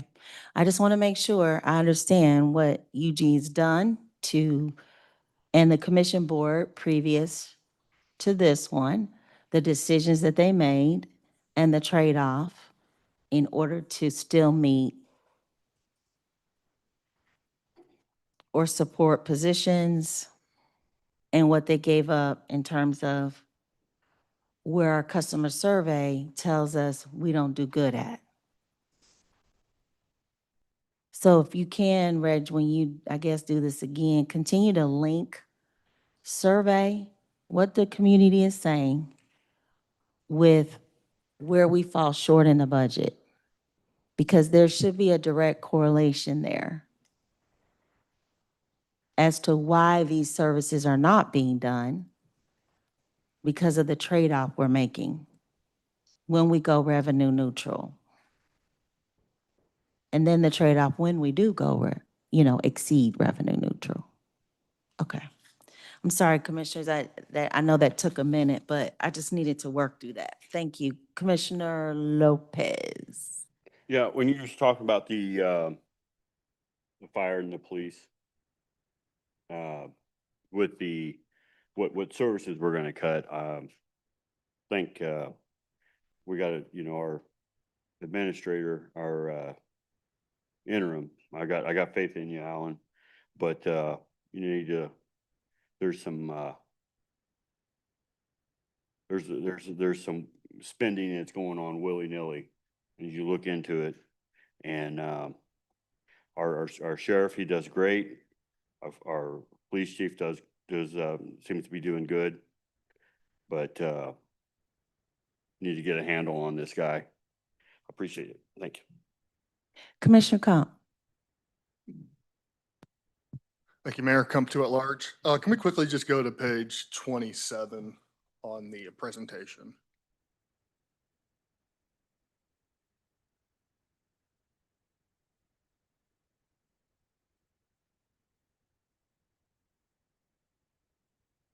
Thank you. I just want to kind of illustrate for the public and also for my own knowledge. This represents on a tax bill that we all receive, that everybody in this room receives. This represents only the UG's portion of that tax bill, correct? That is correct. Okay, so that average increase is not reflecting USD 500 or whatever school district. It's not reflecting all the other taxing entities, correct? That is correct. Okay. Do we, I think Commissioner Lopez illustrated well earlier in his comments about we're a piece of the pie. And so I wanted to make sure that I was understanding that. Do we have an average tax bill, not just the UGs, but of all the entities, all the taxing districts, of the average Kansas City, Kansas resident? Do we know what that number would be? I know that there's slightly different rates for different school districts, but I'm just looking for the mean. I don't know that we have that right with us right now. Okay, that's fine. I think regardless of what we do today, that'd be very helpful for me during the budget discussion, so I can understand, I know there are numbers on the screen, but these impact people's lives in a real profound way. So I just want to know what our portion of the budget does to the average taxpayer in Kansas City. I say Kansas City because obviously Bonner and Edwardsville can levy their own city taxes that we don't control. So that's why I'm using Kansas City. That's really all the questions I had. Thank you. Okay. All right. If there are any other, Commissioner Bynum. Thank you, Mayor. I just have a couple of questions for clarity on page 29, slide 29. Listing all of the taxing jurisdictions in Wyandotte County. I know that we have a great desire to reduce and even eliminate the collection of personal property taxes among many people in this community and other parts of the state. When you look at, for example, the county library, Bonner USD 204, Piper 203, KCK USD 500, USD 500 library, Turner USD 202, the Rec Commission, the college, and likely those drainage districts. It's a question for the budget director and legal. None of those entities that all do something important for the progress of this community have the authority under state law to levy and collect any kind of sales tax. Is that correct? The one exception would be, I know that city libraries have, for example, Bonner Springs, I believe, funds through a sales tax. And so that would be an Correct. exception. Except for, excuse me, school districts, Correct. the college, and our own USD 500 library. But as you say, City of Bonner and I think now City of Edwardsville both have a special sales tax that helps with their city library fund. Yes, I'm not sure of the structure of Edwardsville, but I believe that's how they're doing it. But I know that Bonner, that's how Bonner funds. If those entities then have certain legally required activities that they have to perform, Yes. then they're kind of left with the only option is to levy a property tax. Would that be a fair thing to say? Yes. For I example. can't speak to Right. whether they're required to. Right, right. But for example, a school district receives some state funding, some federal funding, but in order to complete those legally required duties to make up the remaining, that they would be required to levy a property tax. And as far as Wyandotte County, City of Kansas City, Kansas goes, which are the two entities that this body deals with, we can levy sales taxes, but we are capped by state law Correct. at the percentage we can levy. And Reginald, does your team know how much room is left? Like what our county rate is and what our city rate is and what the cap is by law that we can levy? Because I don't think there's a whole lot of room left. Mike Graham, Research Manager. I'll look at legal as I say this too, but I think on the county general, there's no room. We can do a special, but it'd have to go through Topeka and they would have to approve that. And then we would have to put that to a vote to the people. Sorry, Mike, just, so there is an allowance for a health-related sales tax on the county side that's available now. Any other thing, to your point, on the county side would require disposition from Topeka in order to put that onto the ballot. Okay, thanks. And then on the city side, do you happen to know? I don't have that off the top of my head. I'd have to look that up. We Yeah. could, if we There's a could little- have that at some point during our budget discussion, that would be helpful. Commissioner, I know that, I don't know the exact amount, but I know that percentage-wise, we are very close to the top. That was what my memory was telling me. So in other words, at the city and county level, any change in the sales tax rate would first of all go to a public vote. And if we wanted to exceed the statutorily allowed amount, in order to try to provide some kind of relief on the property tax side, the state would have to pass legislation increasing that allowable city and county level of tax that could be levied. Is that fair and correct to say? Yeah, so on the city side, we don't need approval from Topeka, is that, so we can put it to a referendum, but there's a cap on that percent And that's, let me- and that if- cap, for a special. the question is, the cap is by state law. Correct. Yeah, Yes. And yes. so if that cap were going to increase, that would require legislation by the Kansas legislature to change the amount of the cap of sales tax that could be levied either on the city sales tax side or frankly, the county sales tax side. That is correct. Okay, thank you. And I'll just, on the city side, we have 1% remaining under the cap on the general sales tax. Under Kansas law, on the special purpose sales tax, we have a 1/4 cent special purpose sales tax for EMS services. And we have a 3/8 cent sales tax for public safety and neighborhood infrastructure. So police, fire, infrastructure, and parks in there. And there's another 3/8 remaining under the special purpose cap that is available to us on the city side under Kansas law.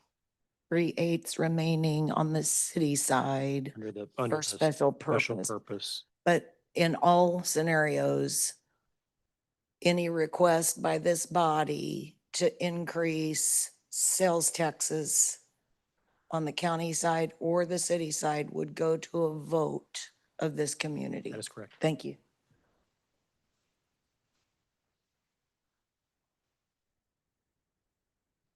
All right, well, if there are no further questions, hearing none, I will entertain a motion.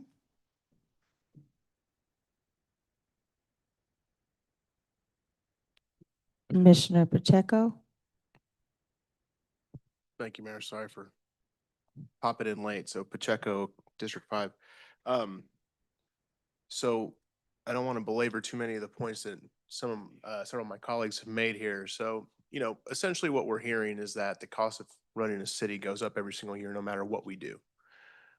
We could, somebody could come in and say, man, you know what, Kansas City, Kansas, Unified Government, Wyandotte County, you guys are the best budgeters in the entire country. You guys are the best at finding inefficiencies.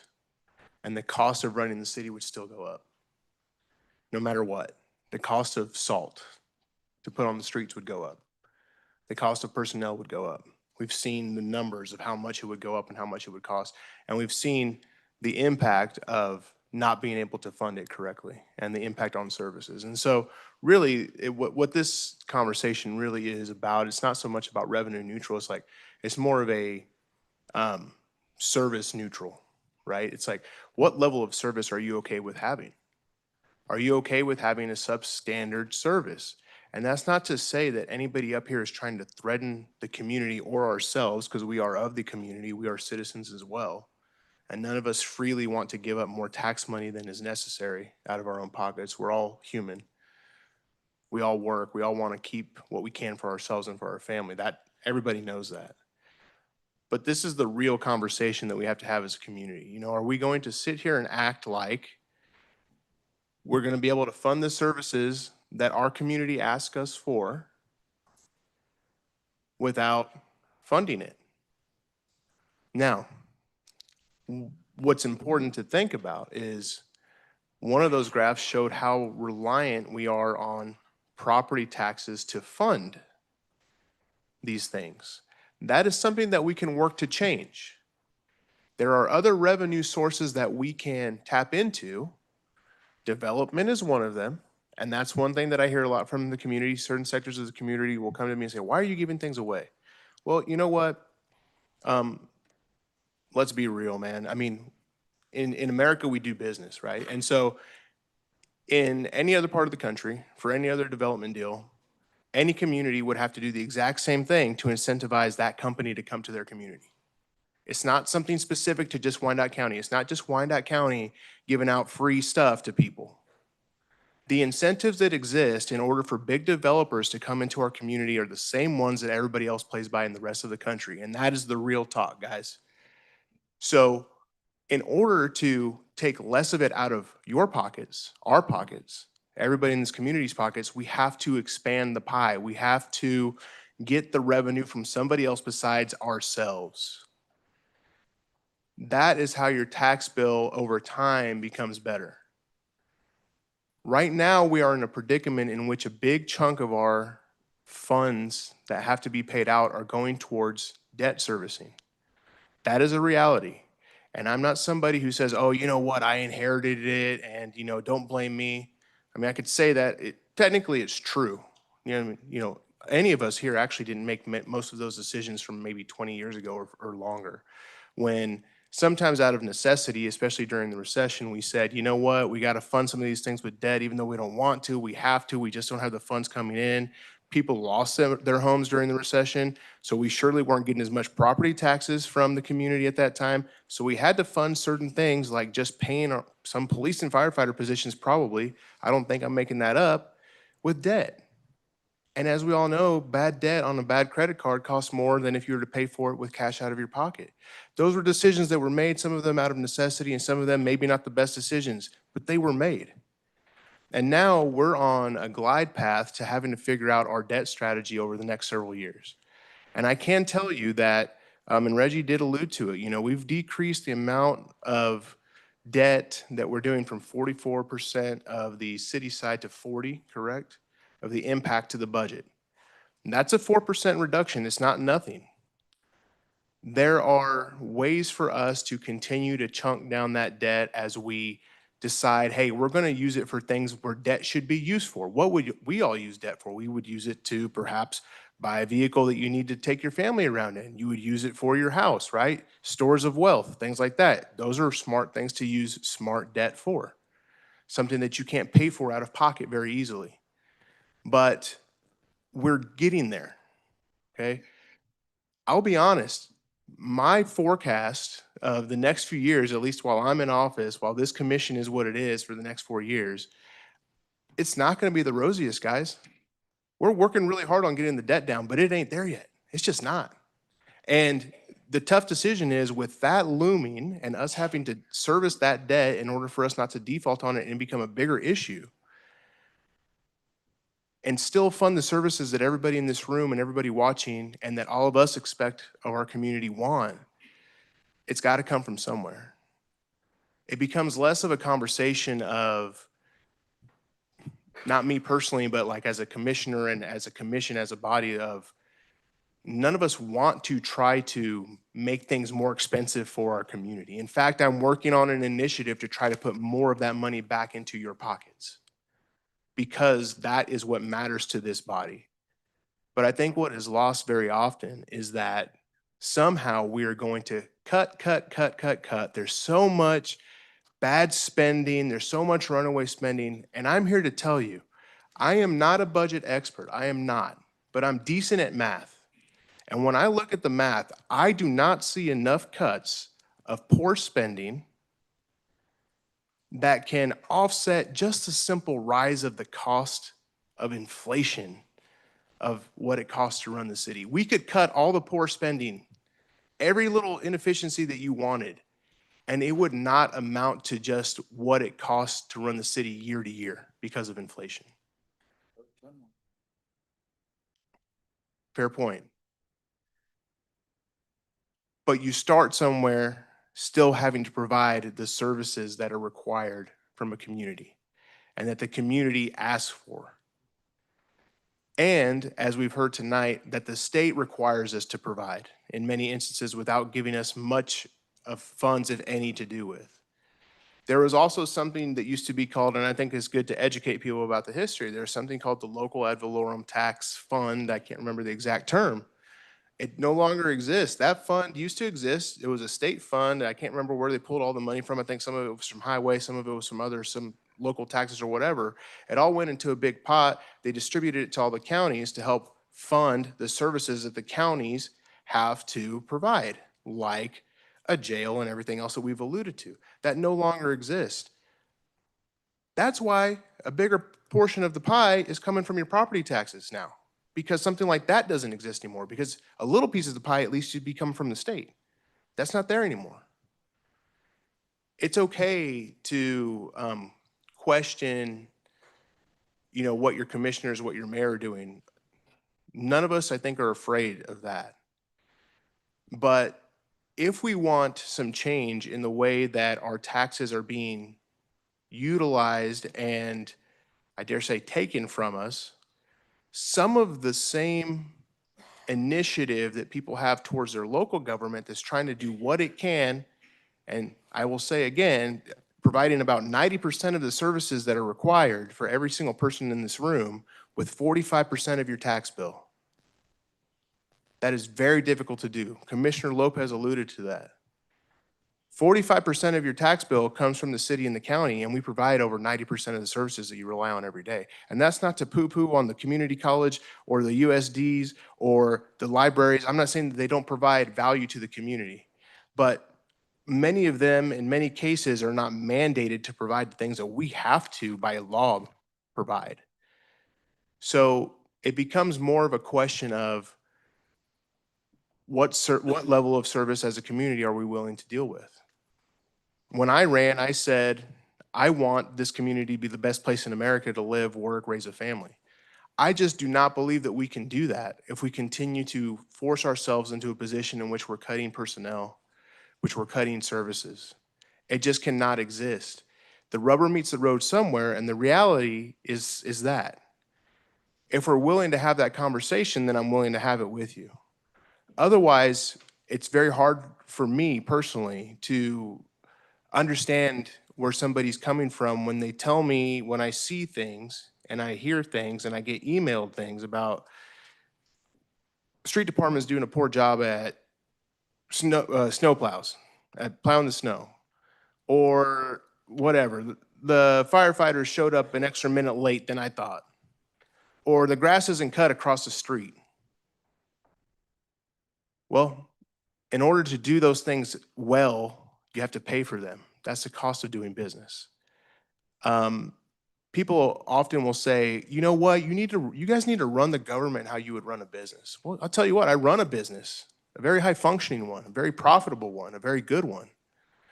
There are other people up here who run businesses. Commissioner Lopez runs a good tree cutting business. He came to my property, his guys did a good job on my property, got rid of some trees. The cost for him to replace his equipment, the cost for me to buy more supplies, the cost to pay my staff, the cost to pay his staff goes up every single year. Neither one of us as business people would ever say, you know what we're gonna do in order to cover that cost? Oh, you know what? I'm gonna get people out of here to do less work. I'm gonna cut my staff so that way I can serve less people. You would never do that as a business person. You would say, you know what? That's a pretty dumb business person. And so I'm here to tell you as a business person that that's how you run a business. And the reality is that the cost of the paper clips at my office, the needles that we buy, the people who we employ, the same thing for Commissioner Lopez and anybody else up here who runs a business. It's the exact same thing. It's the exact same logic that applies. And it's the reality of what it is. And so either as a business person, I can say, you know what, in order to cover up for those costs, I'm just gonna employ less people and provide less service and poorer service to the people that we serve.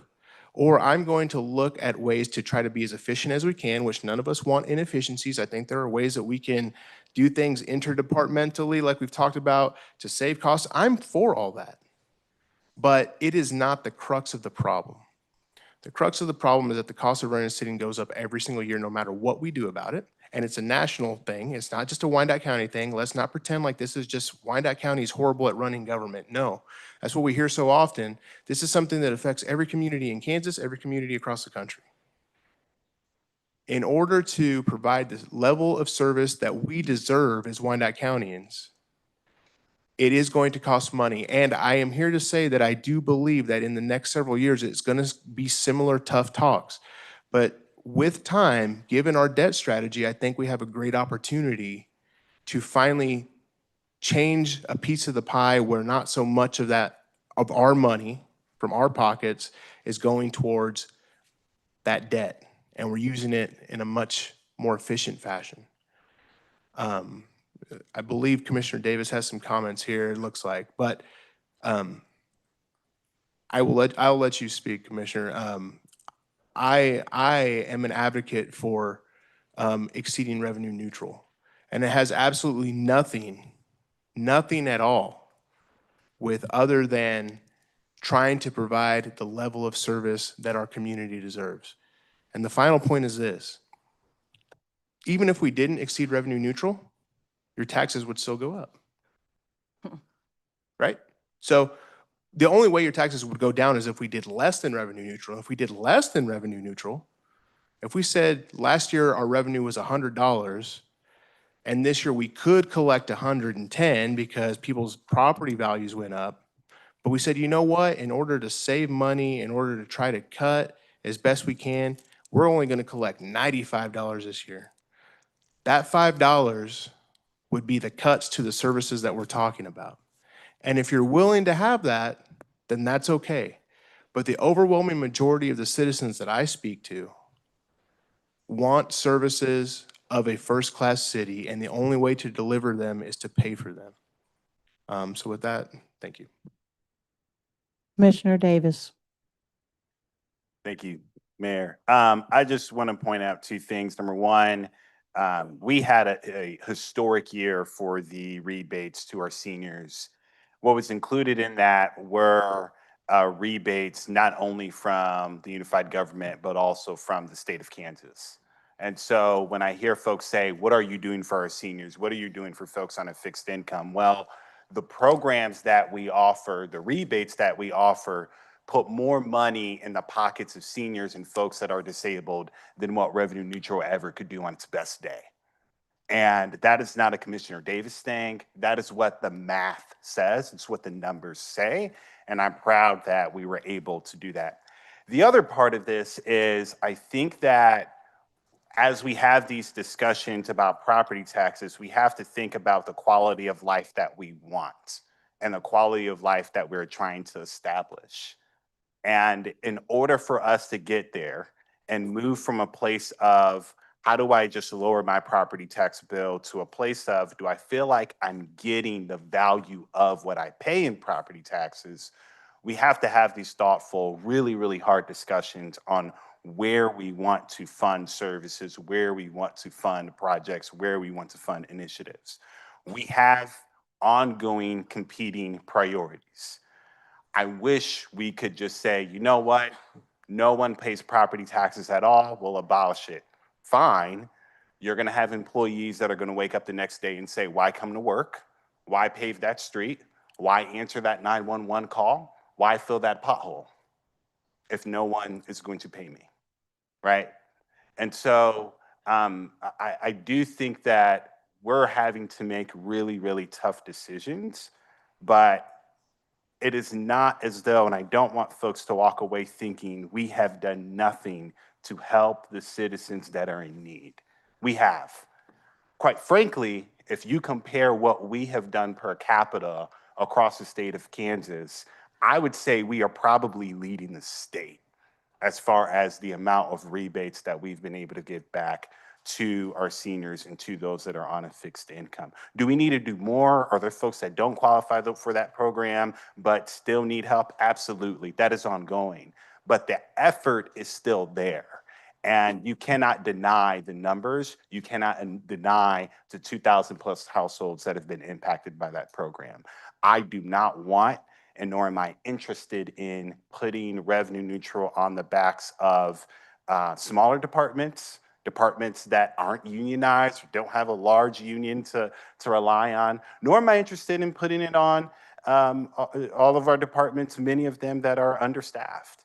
And so I think we have to have a conversation of what is the value of our property tax dollar while also being responsible. I don't think, I'll be honest, I don't think we should go for $4 million on the city side. I said that behind closed doors, and I will be transparent and say that here. I don't think so. I think that is a bit too high. I'm not for revenue neutral, and I'm not there.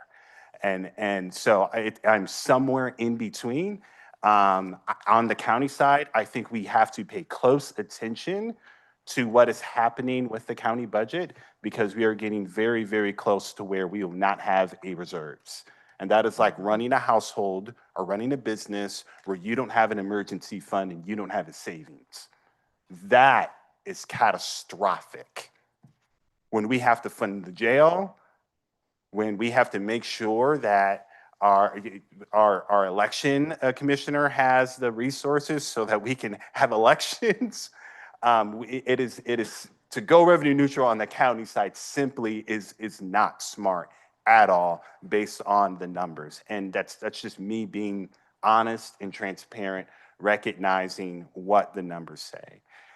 So with that, again, I know that's not a particular motion. I'm just kind of giving you all an idea of where my vote is.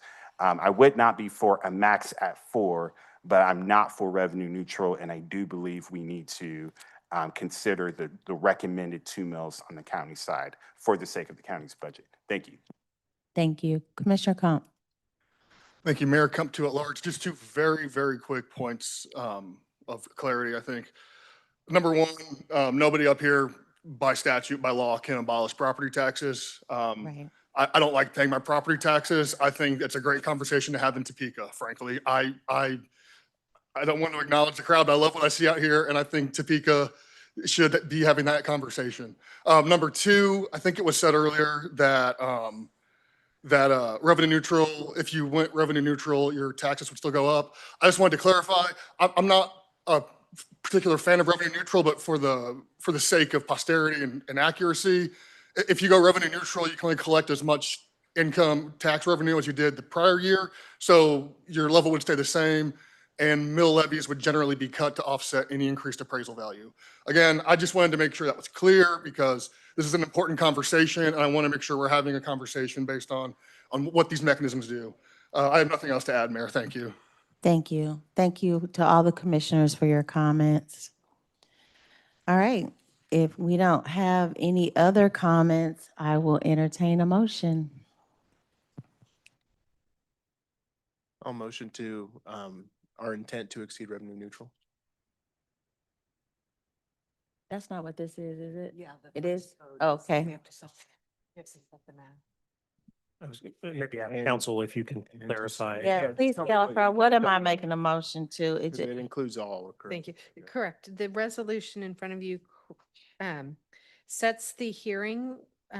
so we need to for- set the hearing. Right, but it does it all together. It sets the hearing for August, the proposed date is August 24th at 5:30 PM. And then it sets the maximum mill levies for the city and county. Those are blank, so the motion would need to fill those in. If you move to approve this motion, you would need to fill in. And then yes, that's what it does. It's the intent to exceed, which we provide to the clerk. So then I would motion my intent. Do we need to separate the motions? We have to do it all together. Okay, so we make a motion. The motion is to set the public hearing for August 24th. And then the section 2 of the resolution is to exceed the revenue neutral rate with the proposed tax rate and maximum mill levy of how many mills? For county and then one for city, correct? Correct. And then the motion would be to approve the resolution that effectuates these matters.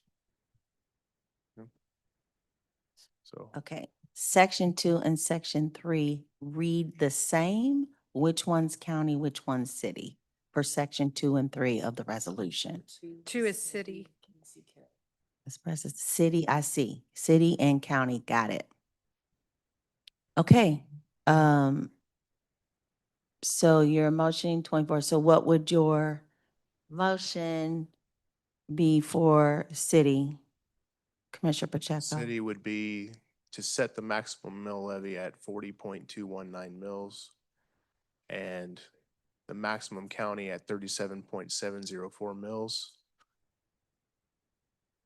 That's the 4 and the 2? 4 mills and 2 mills? Yeah, 4 mils and 2 mils. Reggie, is that right? Yes. If the maximum for the city is 4 and the max for county is 2? Okay, So that's the addition. So the max would be what was first stated. The max for the city with an additional 4 would be the 40.219. And the max for the county with the additional 2 would be 37.704. And Other then way I would around. clarify, you were also moving to approve the resolution with those numbers included. Yes. Okay, thank you. And set our date for August 24th at 5:30 PM. Thank you. And with final clarity that that is simply the maximal levy that our budget folks can use. That does not mean that that will be the final increase in mills. Commissioner Davis alluded to that, but we have to set a maximum. That is what they've recommended to work within, and so we will work within that, and then we will come back and discuss further. okay. So the motion has been made for public hearing to be on August 24th, 2026 at 5:30 PM to be held in the commission chambers on the first floor of City Hall at 701 North 7th Street. And that the governing body of UG expresses intention to exceed the revenue neutral rate with the proposed tax rate and maximum mill levy for the city at 4 mills and for the county at 2 mills. So I think you have to say the mill levy. The mill levy rate, 40.219. I have to say that, Yes. 40.219, City of KCK. City of KCK, and 37.704 for the county of Wyandotte County.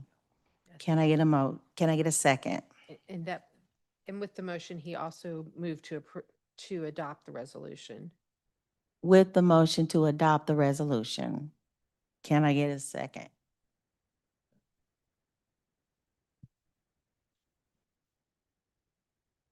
Do I have a second?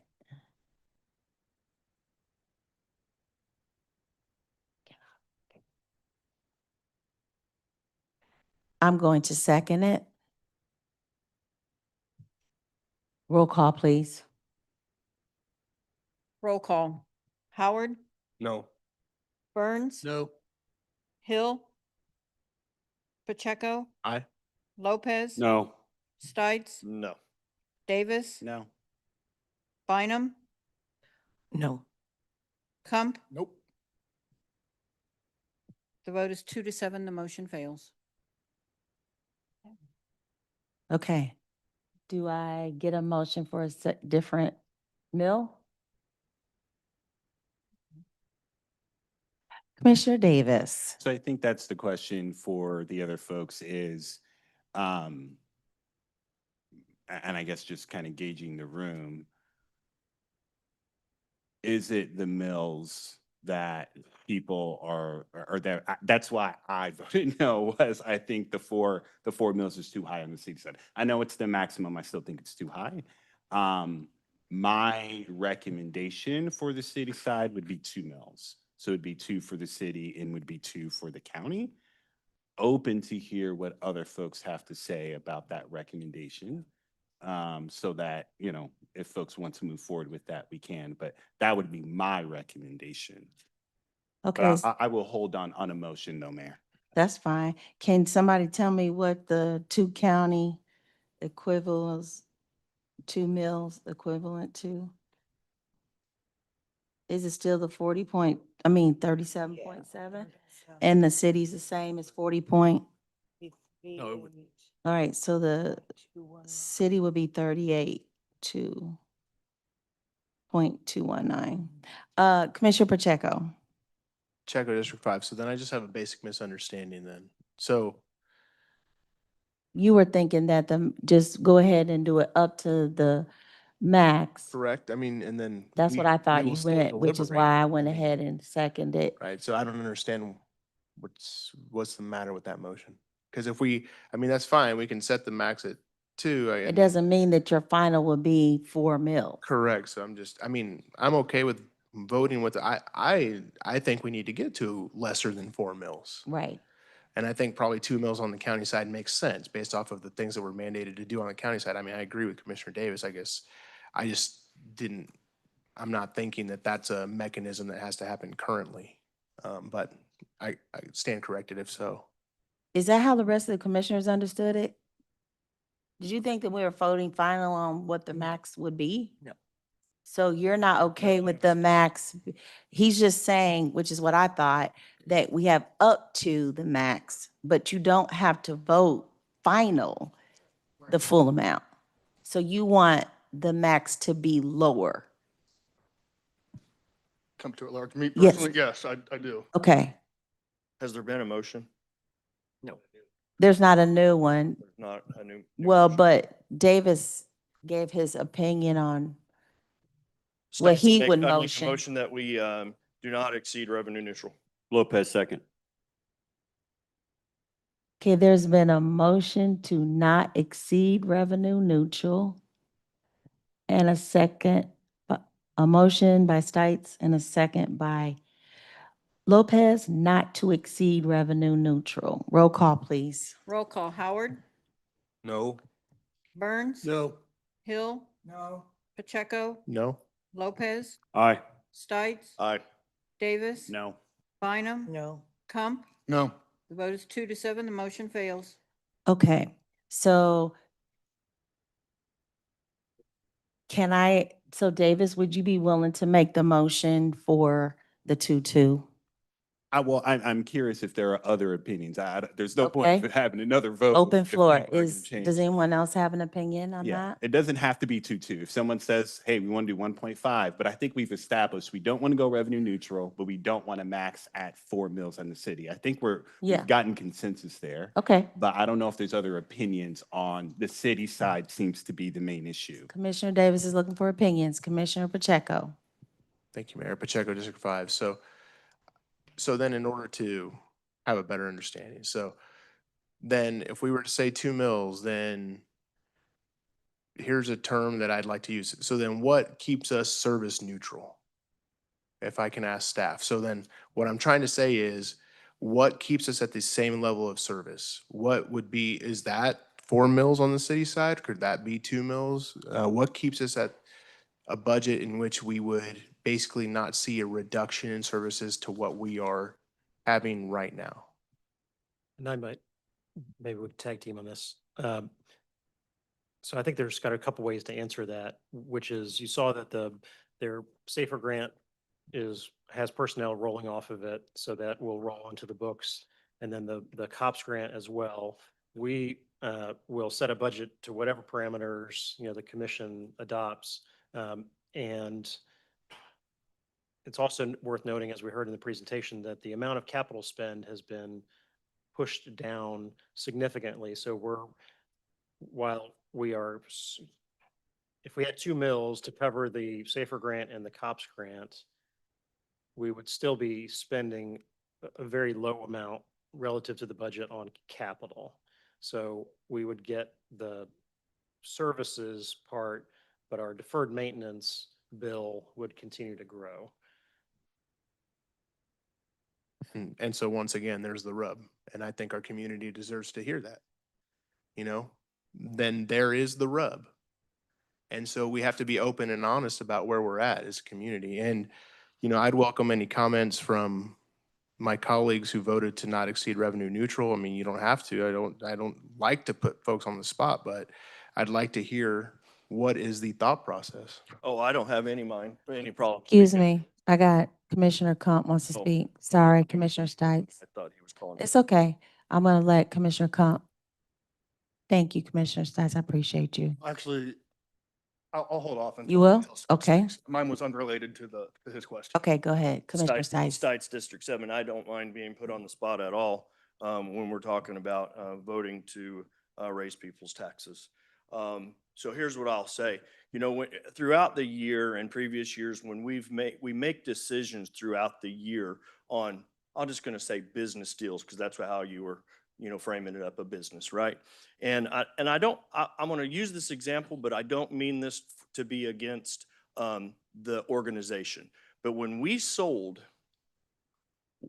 the Willa Gill to the community college for $10, that was a bad deal. Because guess what's in there right now? That we're gonna spend $3 million that could go towards exactly what we're trying to accomplish right now. It would take care of those cops, the Safer grant, the fire department folks, right? I'm not picking on Willa Gill. I'm talking about the deal itself. There's $3 million that goes to that. So when we make these deals throughout the year, it comes to fruition, it comes to light, it comes to reality when we're sitting here tonight trying to figure out, oh my gosh, where's the money? Well, we got rid of it. We got rid of it for the chiefs. We got rid of it for, you name it, whatever the deal might be, right? That all comes to a head now.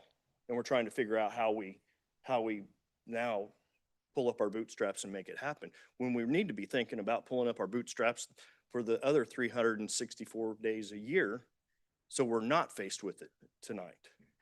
So last year, and I don't know if we've been presented it this year, this will be my 5th budget. And last year, we were presented discretionary spending. And if I'm not mistaken, it was around $43 million that we have in discretionary spending. Primarily, most of that money was on the city side, not a lot on the county. I can't remember, and Reggie, you may remember the number, or maybe you've presented it this year and I've just forgotten. But I think it was like 80% of that was on the city side, discretionary spending. So when you go back to what does it cost for us to run our city? That's what I want to know. I look at it just like if we were to go in and buy a new car. You go in, you really just need basic transportation, right? You go in the dealership and you go, I want that pickup truck. And I don't need power windows. I don't need air conditioning. I need just AM, FM radio. But then when you get to the dealership, because that'll get you to work and back, that does exactly what you need. But then you get to the dealership and they go, well, and you sit there and you go, man, it'd sure be nice to have air conditioning. Yeah, go ahead and add that on. I like them floor mats. So it's just all those add-ons, discretionary spending. That's what I want to know is what does it cost for us to run this city and county? And then we can look at what we add on. We haven't talked about what, in any of our budget discussions, we haven't talked about what it is that we're going to cut. All we've talked about is how much we're going to spend. Your job. That's where I have an issue with getting to the revenue. We're getting to the, Excuse me, Commissioner. sorry. I'm going to ask the public to please be respectful and not have any outburst, okay? Thank you guys so much. And I'm not naive to think, I understand that everything goes up every year, right? I totally, I get it. Cost of living goes up. The employees deserve a raise. People need new vehicles in the department. We got to have more money to fix our streets. I'm talking about the discretionary spending that we spend right now. Maybe we can look at how we get there without rent, of that $43 million, if we were to take, $4 million out of it, now there's no need to raise 1 mil at all on the county side, potentially. I don't know I can't remember the exact numbers, but how we look at that discretionary spending and see if we can get to a revenue neutral and not raise the taxes. There's my answer.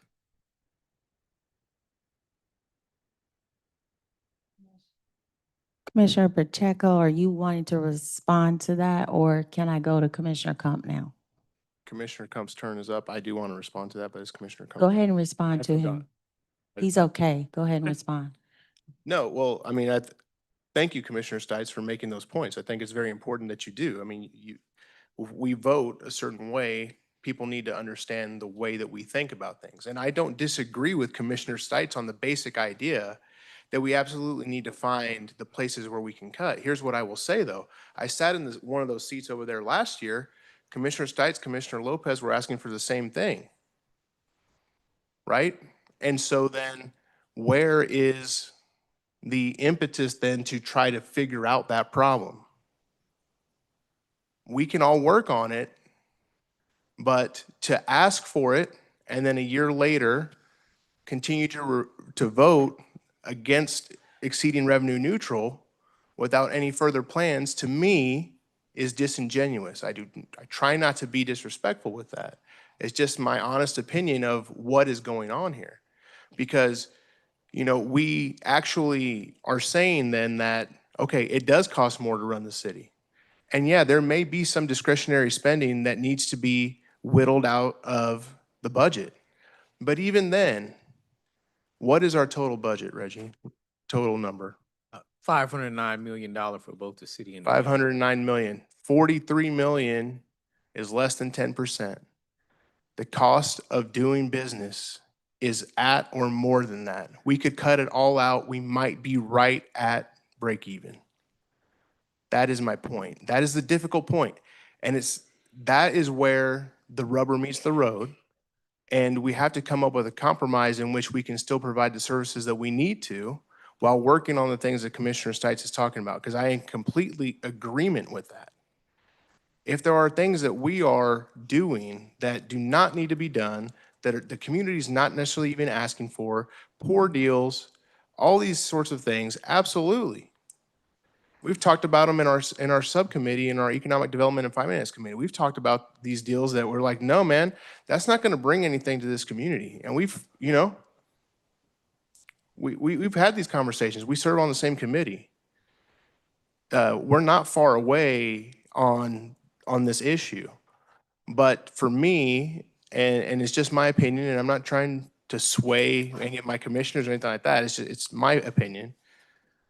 We're in a position in which we still have to fund the things that you all need. Now, does that have to, now it comes down to the basic question, does it have to come at 4 mils? I don't know that it needs to do that.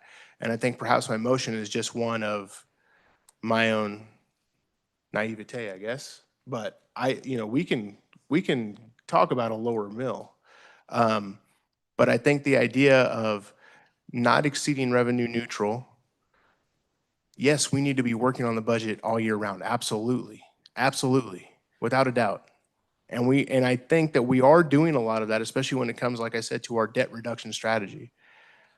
But that being said, the needs are what they are right now, and the cost of doing them are what they are right now. That doesn't change. Stites, did you want to? Here's what I'm gonna say. I don't care if anybody thinks it's disingenuous or not. Don't care. The people that elected me, I know what they want. I know what they've asked me to do. And here's what I'll tell you. So I've asked for it. You're right. I did. Last year, asked for it. We didn't move towards it. If you're asking me to carry the water for that, I don't know how much more I can do it than to say year after year that that's what I want to see happen. Thank you so much. So, you know, again, like I've already said, I agree that things go up. But what I've got to figure out is how we can say we've cut what we can cut out, and then we still need to go a $500,000 higher, maybe, right? That's what I'm getting at, right? But we can never get to that point. We never can say that this is the baseline and that we've raised up by whatever the amount is, and that this is what we have to do. We just have never gotten to that point. That's what I'm getting at. Thank you. Thank you.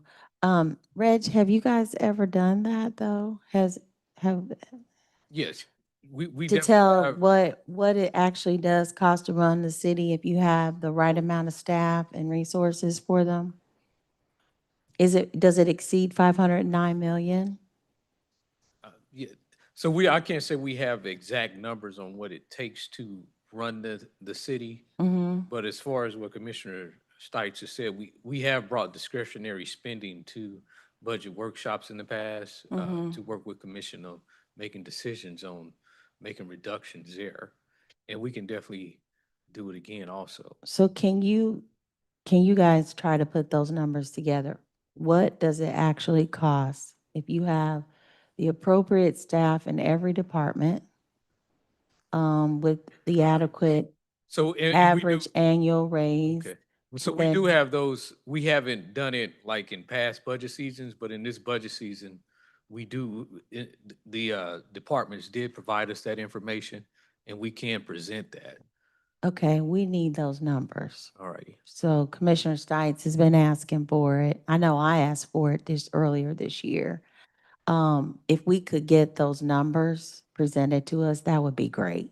And I think it would be good for the community to see what it actually cost us to run the city. To his point, have we asked staff on, I know that they've been asked to cut back, but to Commissioner Stites' point, do we have redundancy anywhere in the organization? Have we asked staff that where we could consolidate some of that redundancy for spending? And what else I want to ask? And to his point, I think that's to your point. If there's some redundancy where we could save cost, then that would expose opportunity for cut. Does that make sense? Yeah, that is exactly what I'm. Okay. You know, how do we need to just explore all options before we go back to the well being the taxpayer. Right. And say, we have to ask for more, because I know we have to ask for more sometimes because things increase. Right. Inflation, all those things happen. But I just don't know that we've went and explored all the options to get Sure. there first. And I will tell you, and in no way at all, I want to make sure that, you know, I respect Commissioner Pacheco, and I will tell you that this isn't your vote is your vote, mine's mine, Yeah. and I totally respect that, Yeah. each and every one of you, right? But I just stand on what I stand on and what I believe in, and so I mean, there's not like there's hard feelings or anything. No, I think we all I just want want to make sure that we get to a spot where Yeah. we can then say, this is what we have to do this. Right. And if you want to add that AM, FM radio to your pickup truck, this is what it's going to cost. You funny. Okay. Thank you so much for that. Does staff understand what we're looking for? I need to ask this question before I go to Commissioner Comp. How much time are we on? Because we have to get information to the state, and do we have enough time to revisit some of this? Mayor, the clerk's office has to be notified by July 20th of the board's intent to exceed revenue neutral. Okay, You have to have an approved budget by September 30th. by September 30th. Okay. So we're on a short time frame, so that may mean we need to have a special session. I just need to prepare. If we're going to ask staff to do this and we have a conversation, we need to be prepared to have a special session if necessary to meet that deadline. Okay? Commissioner Comp. Thank you, Mayor. Come to at large. I do want to start by just, again, sake of accuracy. We do have a lot of discretionary funds. Some of that does come with specific strings. The casino grant tonight is an example. It's a discretionary fund, but it can only be used for certain things. But that's not why I'm buzzing in. Fair. First, I'll start by, I want to echo the dealership analogy used by Commissioner Stites. And we're not in a nice to haves budget in a lot of ways. We are in a pay for what we need to run a city. And that's why I've talked to both the mayor and at-large Bynum. We've reached out to the legislative auditor's office in the UG to ask for some of this information. This was recent, so we don't have that data yet, but are there areas where we can be more efficient? Are we spending money on redundancies? Are there enterprise contracts that we can get better rates on? So that's a request that was made earlier this week between the mayor and Commissioner Bynum after I had a conversation with them. So I'm hopeful that we'll have that information before it's time to make a decision on the budget. Because if we can find some savings in terms of third-party contracts, for example, that adds up. Those pennies add up. I had initially pressed the button because the original conversation was, are there thoughts from those who voted no? So I know we kind of got away. That's what my initial point was going to be. I voted no on the revenue neutral and on the proposed maximum. I think 4 for the city, even as a absolute ceiling, too high. Personally, my preference would be on the county side with the estimated valuation increase of between 5.6 and 5.8% on appraisals, would be to strive to not raise the mill levy on the county side at all, capture the increased appraisal value, because what I'm looking at here and what we had saw earlier was the total revenue for the county is 99.5 million, total expenses 100.2 million. So that's a difference of approximately 750,000 in a budget of almost 100 million. So that's less than 1% of the entire budget.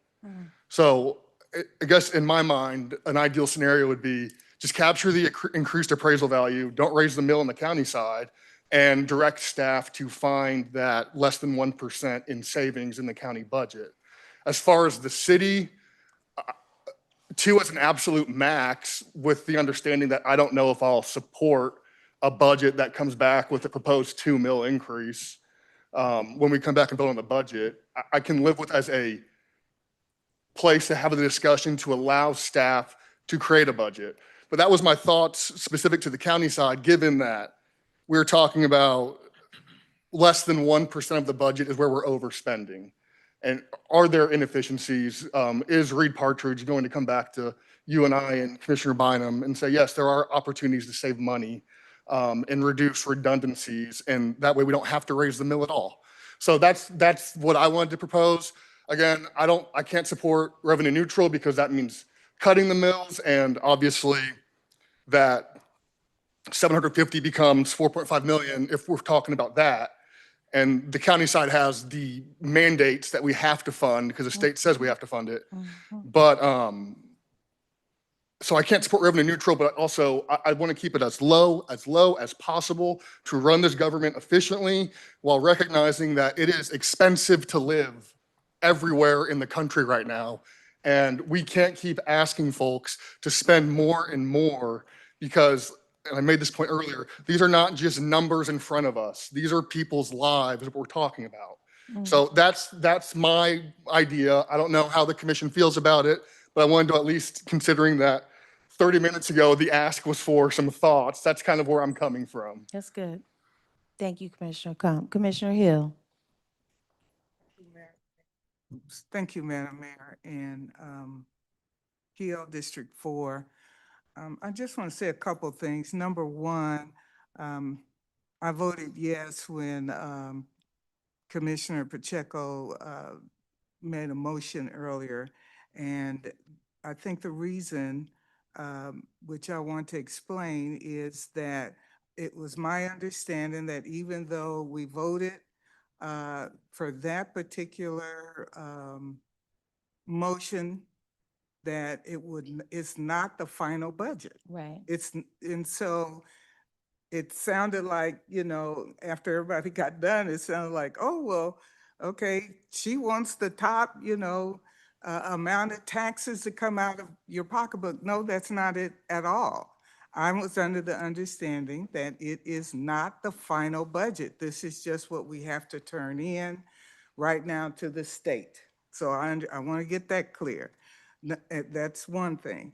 Number two, revenue neutral does not mean that taxes will not be raised. That's the part that blew me away, because when I came in as a new commissioner, our residents came in and they really pleaded with the commission right here in this facility, in this hall, to go revenue neutral. Many stories came forth and we voted in favor of revenue neutral.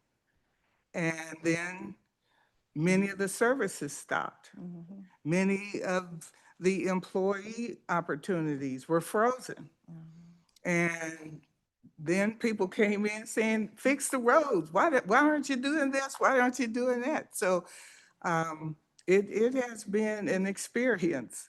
And I want the commissioners to know, as well as our constituents, it would be my desire that we would not raise taxes. I don't want our taxes raised, but by the same token, I want us to receive some quality customer service from the unified government, as well as any other services that are needed, that every other city should provide to their constituents. So that's the main two reasons I wanted to say something. I'd love to see what are some areas that we could cut. I'd love to see that. Under another administration, I'll just say, I heard that mentioned quite a bit, and we looked at some things, but usually when it came down to what do we cut, it was some nonprofit organizations that were trying to help the indigent in the city. And those were the areas that I saw many people suggested we cut those. So, which I'm not in agreement with in that respect. But I just want us to remember we did revenue neutral and the taxes still went up for whatever reason. And I know what the reasons are. We're not the only taxing entity. I understand that. But I'm definitely in agreement to seeing what can we cut and still run a good city. I'd love for us to just be able to run a good city. We're never going to make everybody happy. We never are. But what we can do is do our due diligence and provide a quality budget that we can live with as commissioners. Thank you, Mayor. You're welcome. Thank you. Commissioner Davis. Thank you. And I want to address two things. Number one, how are we defining discretion? Like when we say discretionary, what does that mean? They would be things that we do not have to do as a unified government, as far as they wouldn't be mandated within our budget. So are we And then they saying, wouldn't be, and also we wouldn't have like any local resolutions or ordinances against them, or they wouldn't be bound by like our union contracts. so I'm trying to think of an example then. Just because there's, if I'm not mistaken, most of the programs that I remember, just to echo what Commissioner Hill was saying, was there were programs and things that were included that were called discretion. And they were things like, if I'm not mistaken, Willa Gill, livable neighborhoods, parks, things that were considered discretionary. Our rebate program, things that are considered discretionary. Those are established by the governing body. And so I think as we enter into that conversation, we need to define what discretionary means, because historically it has meant anything that's not public safety. And that's how we got here. That's why 69%. And I'm all for our supporting our public safety folks. However, many of the things that we saw in the community survey and things that we lack are things that are outside of what public safety can provide. And so the question becomes, if we're going to fill those potholes, repair those bridges, repair those community centers, get a golf course, a new golf course, right, and for some flower, but we're going to have to look at a variety of options. So I would hope that when we have this discussion, we would be very, very clear on what we mean by discretionary and have a working definition that applies across the board. It does not penalize the smaller departments or the departments that do not have unions. That it's just not fair. I think if we are going to go with, cutting, it should be proportional to what this body has given that particular department. If not, then we need to have a different discussion. Regarding the mill levy conversation, my only concern, and I know Commissioner Cumpin mentioned this with not raising it for the county, is the county is very, very, very slim. And I'm looking at the ending reserve balances. I know we have our sheriff here as well. And I believe there are climbing costs between the jail, retirement payouts, and contractual obligations. I just don't want us, and I know we are putting a limit. I don't want us to regret that decision and get to a point where an emergency comes and we don't have the reserves to handle it. The facts are running the jail is very, very expensive, and it's not getting cheaper. It's not. Providing medical services is not getting cheaper, and it's mandated by the state. And so I don't know if I could stomach not increasing that for just giving us the option, just solely based upon what the projected ending fund balance would be if we were to take that approach. That's kind of my concern here. And I know we have it on the slides. I don't know if putting it on the slides would be helpful so folks can see, but I'm on page 33 of the slideshow, just so folks can see kind of what the need is on the county side. Again, don't love this, but just looking at pure numbers and what does it do to our reserves? Can we handle an emergency, which emergencies are going to be inevitable? So yeah, if we were to go, So if we were to go revenue neutral, yeah, that is option one. And 2027, we would have a fund balance. Sorry, can you please, Mayor, can we, the phone thing is really, really disturbing. So in 2027, we would have a less than a 1% fund balance with going revenue neutral. And then we can see in the outer years going to 2028 to 2031. In those years, at what we're spending right now, we wouldn't be able to approve a budget.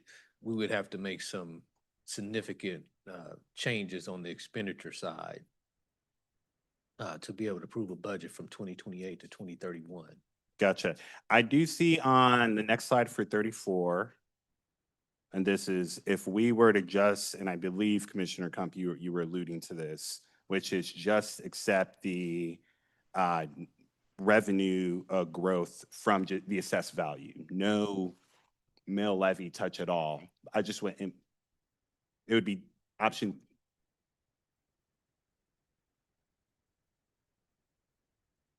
I'm talking about option 3. I think that's what you're referring to, was no mill levy. Okay.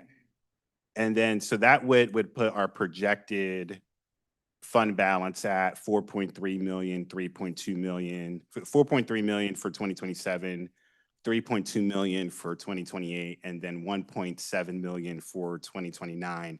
And then by the end of the decade, again, these are assuming a lot of decisions that are made.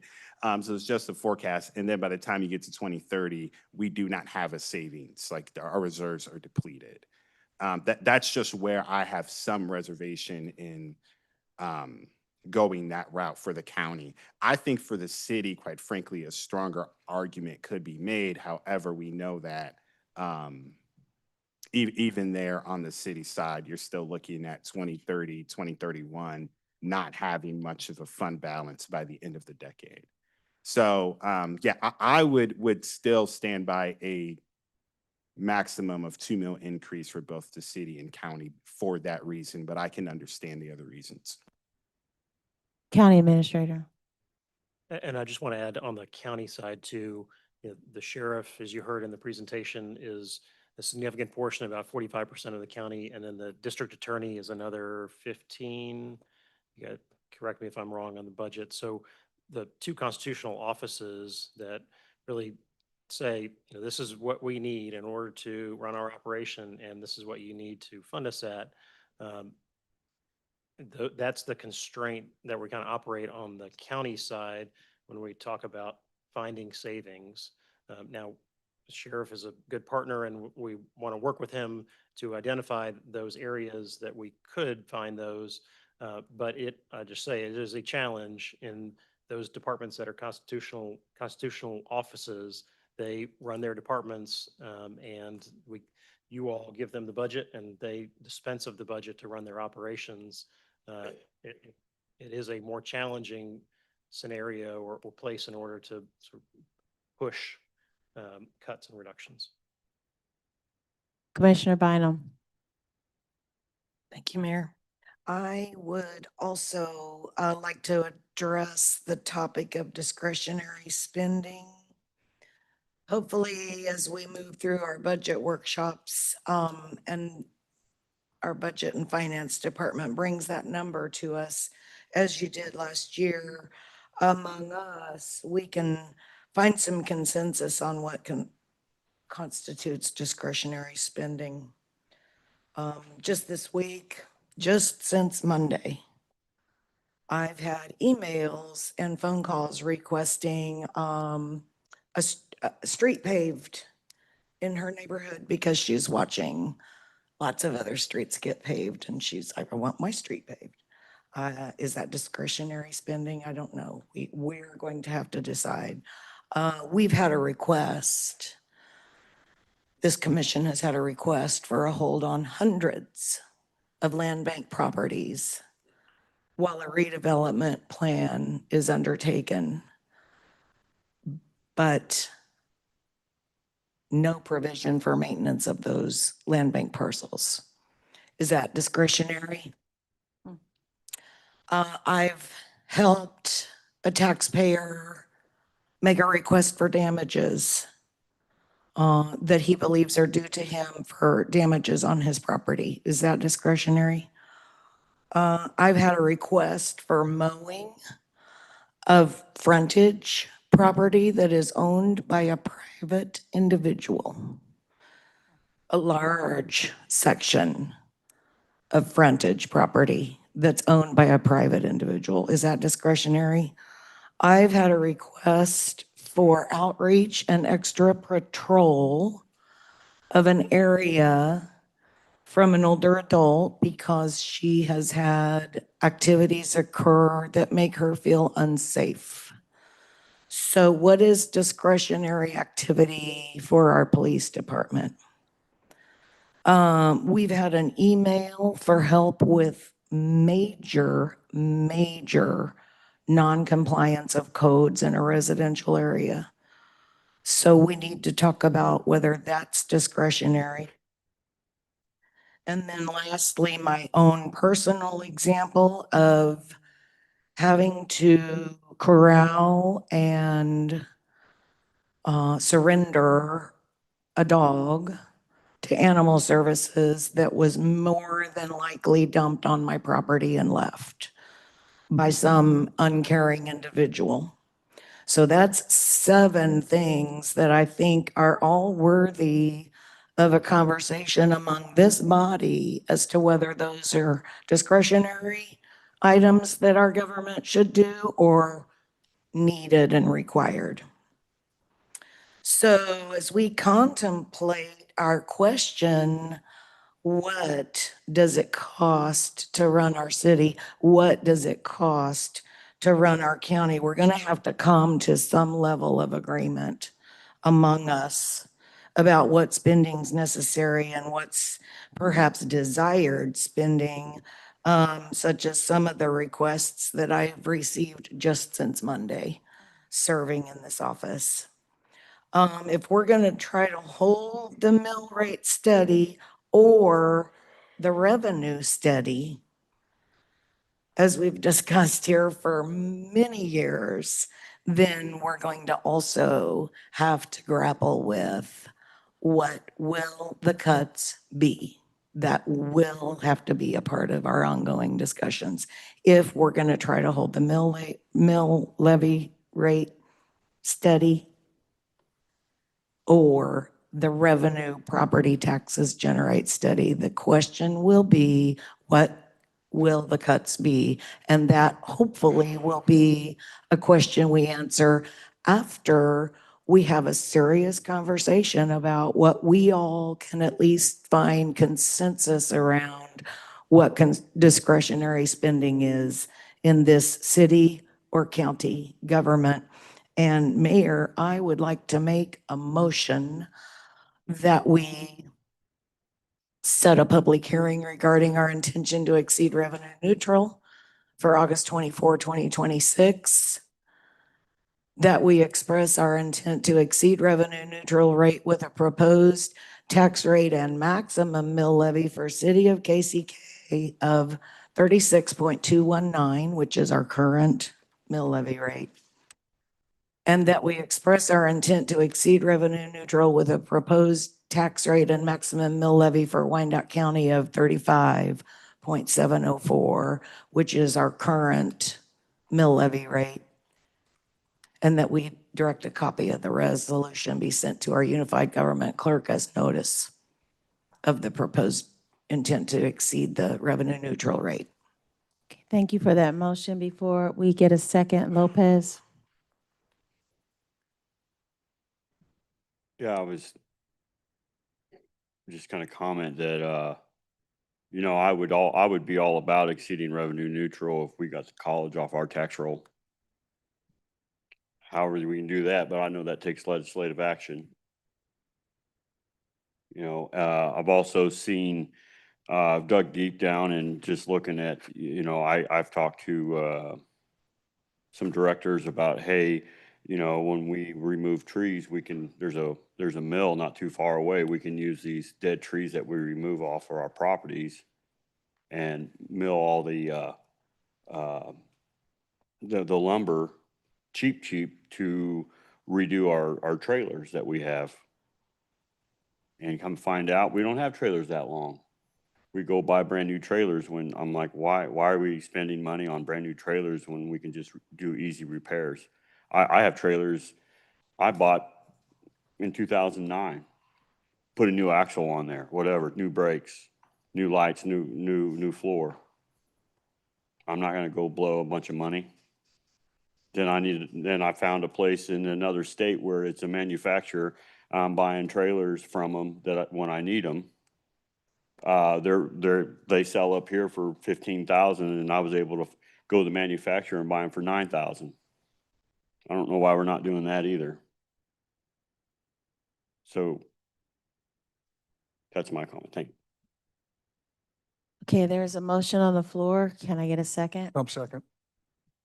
Roll call, please. Roll call, Howard, Aye. Burns, Aye. Hill, Aye. Pacheco, Can I ask a point of clarification before I vote? Mhm. Am I allowed? Commissioner Bynum, you said no mills on the city, correct? That's correct. My motion is to set the mill levy rate for both city and county at the current rates that they're at for 2026. Nothing on county either? Correct. No. Lopez, No. Stites, No. Davis, No. Bynum, Aye. Kump, Aye. Mayor. Is it a tie? It's 5-4. It's 5-4. I need your vote. Oh, You heard it wrong? So you want to change your vote? Commissioner Howard wants to change his vote. He said he heard it wrong. Can he do that? Yeah, yeah, yes. Yes, it hasn't been closed, so yes. Go ahead. No.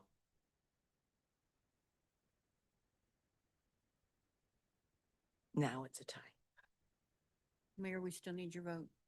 No.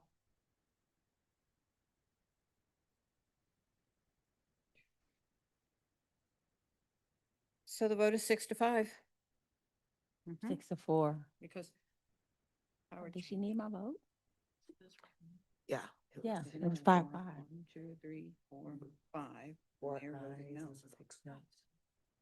Right. Oh, yeah, the mayor is not here, that's why. I didn't, yeah. Yeah. It doesn't pass. I'm Motion sorry. fails. If I was confused about that. 6-4 for fail. Four fails. Right. Yeah. That's okay. Okay. 6-4 to fail. We still have. So do no- we have a new motion? Pacheco? Thank you, Mayor Pacheco, District 5. So, I totally see, I think, you know, even what Commissioner Kump was alluding to, and then Commissioner Bynum, you know, I'm just looking at what our team is recommending, you know, and again, I kind of get back to a service, neutral sort of a stance here. And like the footnote, you know, says +2 mills to cover new personnel obligations and then +2 for commission flexibility. Yeah, I'm okay without flexibility. Let's figure out, you know, what we can do at 2 mills or even less. You know, I'm okay with that. I think giving us that 2 mills to even really look at the personnel obligations, because that's the biggest chunk of our budget pie is personnel. So just that alone, I at least want to have that in there for us to be able to see what we can do with that and hopefully still come in at less. That would be my goal for sure. On the county,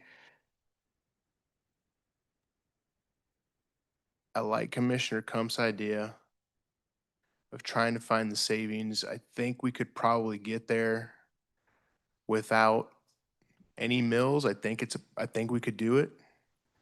Again, I go back to the idea that why wouldn't we at least give ourselves the best opportunity to look at how the budget would shake out and then we can make that decision? But if it is kind of the feeling of the commission, then I'm not gonna argue against keeping it at no mill increase if that's what people would prefer, and I would vote for that. I think on the city side, really 2 mills is kind of somewhere where I'd like to see us work the budget and then hopefully come in under that. And then the county side, I would like to leave it at the 2 mills that it's at and see where it comes in at. But I'll let other people deliberate as well. Commissioner Davis?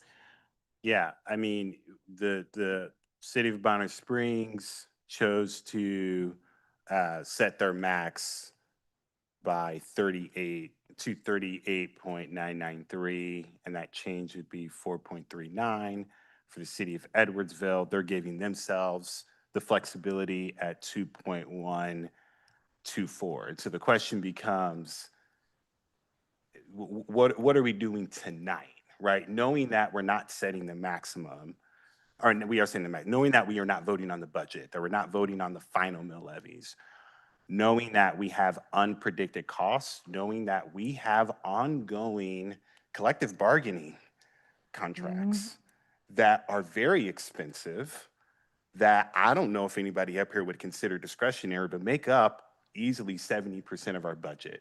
And it's because we spend so much on that personnel that we're not able to do and offer many of the services that folks talk about, whether it's animal services, whether it's paving our streets, improving our community centers, and things of that nature. So I don't want to hamstring us and limit us, particularly knowing that we're not doing so well right now with collective bargaining. And who knows?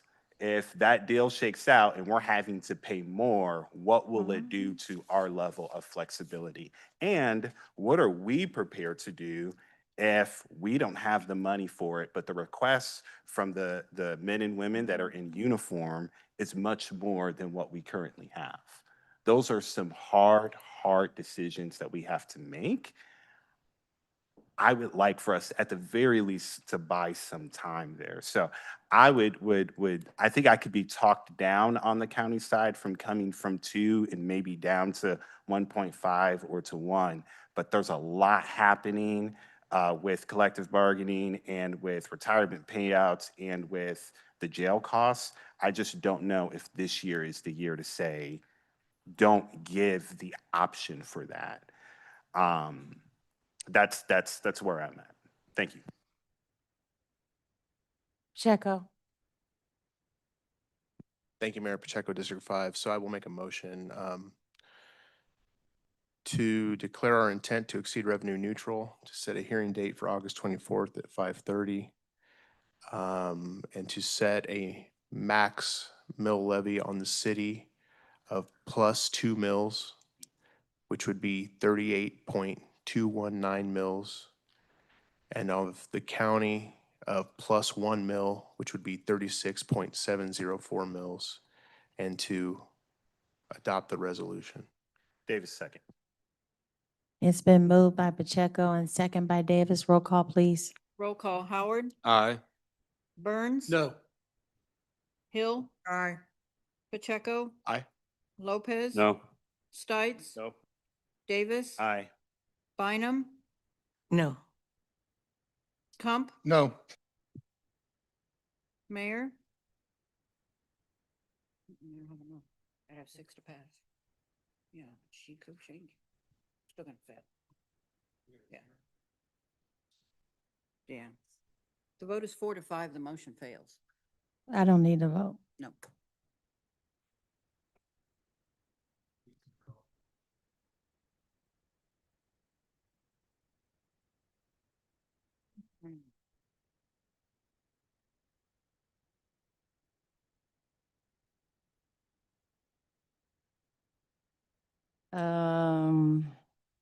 Do we have a new motion?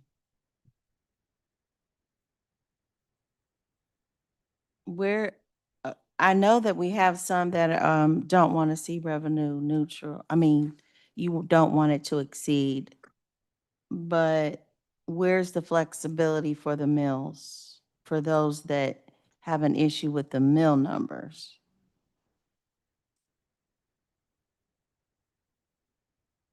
Would you prefer to see no mill set at county but keep city, or vice versa, or reduce city mill to 1 at a maximum? Again, this is not the final. I just need a bar to set so that when you do vote, you're not exceeding the bar. I just need a bar set.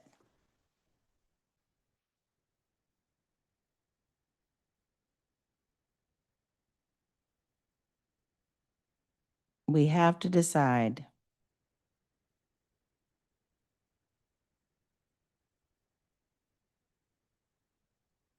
Commissioner Bynum.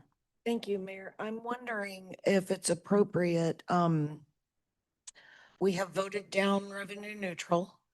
We voted down, You voted down to not exceed.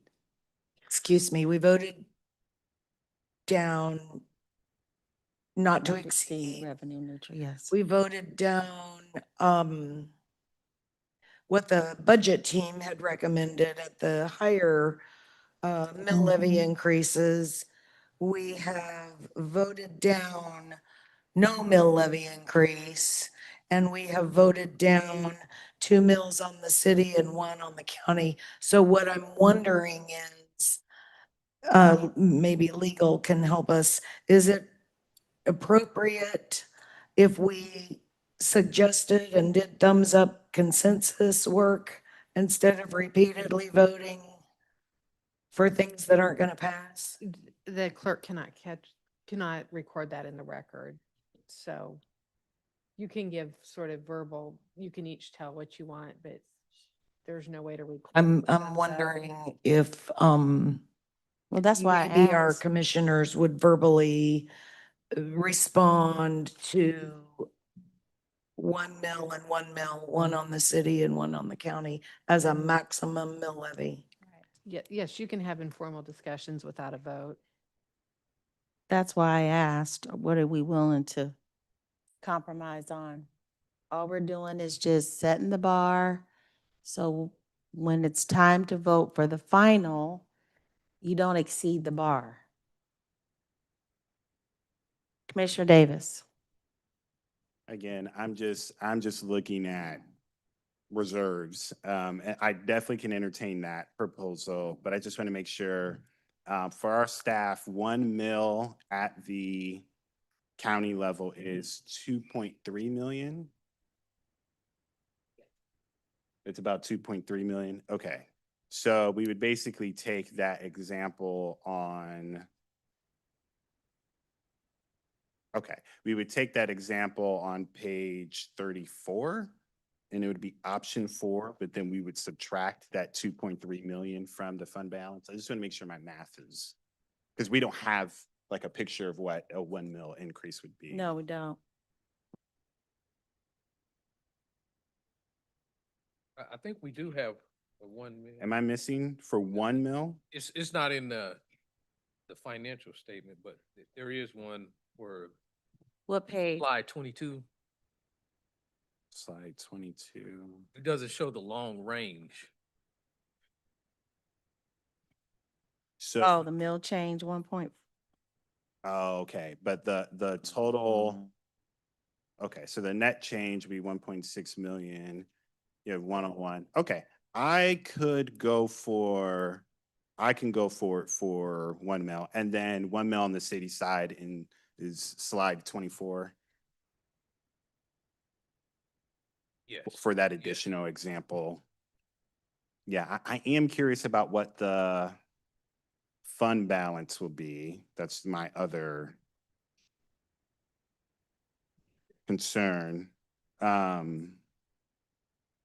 But yeah, I could do a 1 mil. I think that gets us somewhere from a point of compromise. Again, I think there are some hard conversations we're going to be having that I hope folks, again, will stand by their word. I think it's very easy to maneuver when it's just this one vote, but when we are talking about collective bargaining and what it's going to cost and the benefits and the payouts and retirements and healthcare, that is, and the services that folks are asking for, that is going to be quite something. There's going to be a request for more mowing on land bank lots, which is out of the county side of the budget. So I think we just need to be very, very mindful of what we are saying, in essence, no to, as far as an increase in services. But yeah, I could do a 1 mil increase for either. Do you want to make a motion? Or do you want to do verbal across the board?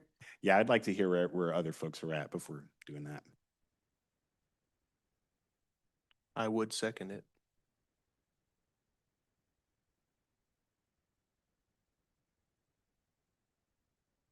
Would you do one?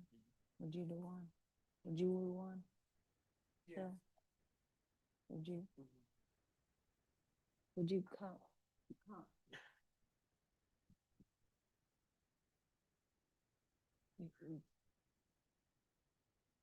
No, that's not a reason. Let's go with the motion. Yes, they need to, if they're going to comment, it needs to be into the mic. for the They're not record. commenting. I got it. Go ahead, make your motion. Could I just amend a failed motion? No. you have Even to if I'm do- on the, I'm not, Just make a new motion. I'm on please. the losing side? Just make a new motion. Goodness. Just make a new motion, Okay, please. gotcha.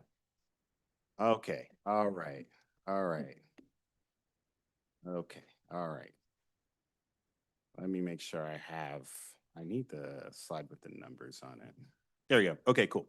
So I will move that the governing body hereby set a public hearing to exceed revenue neutral, with the intent to exceed revenue neutral, and set the public hearing for August 24th, 2026 at 5:30 p.m. Mhm. The maximum mill levy for the city will be a 1 mil increase at 37.219, and the maximum mill levy set for the county would be 36.704. And that's And one. I and one and mil. I adopt the entire resolution. Second. It's been moved by Davis and second by Pacheco. Roll call, please. Roll call. Pacheco, or Howard, Aye. Burns, Aye. Hill, Aye. Pacheco, Aye. Lopez, No. Stites, No. Davis, Aye. Bynum, Aye. Pump. No. The vote is 6-3. The motion carries. All right. With no further business to come before the governing body, I'll entertain a motion to adjourn. Davis, so moved. Second. It's been moved by Davis and second by Pacheco. Roll call, please. Roll call. Howard, Aye. Burns, Aye. Hill, Aye. Pacheco, Aye. Lopez. Excuse me, the meeting's not over yet. It's about to, though. Stites, Aye. Davis, Aye. Bynum, Aye. Pump. Aye.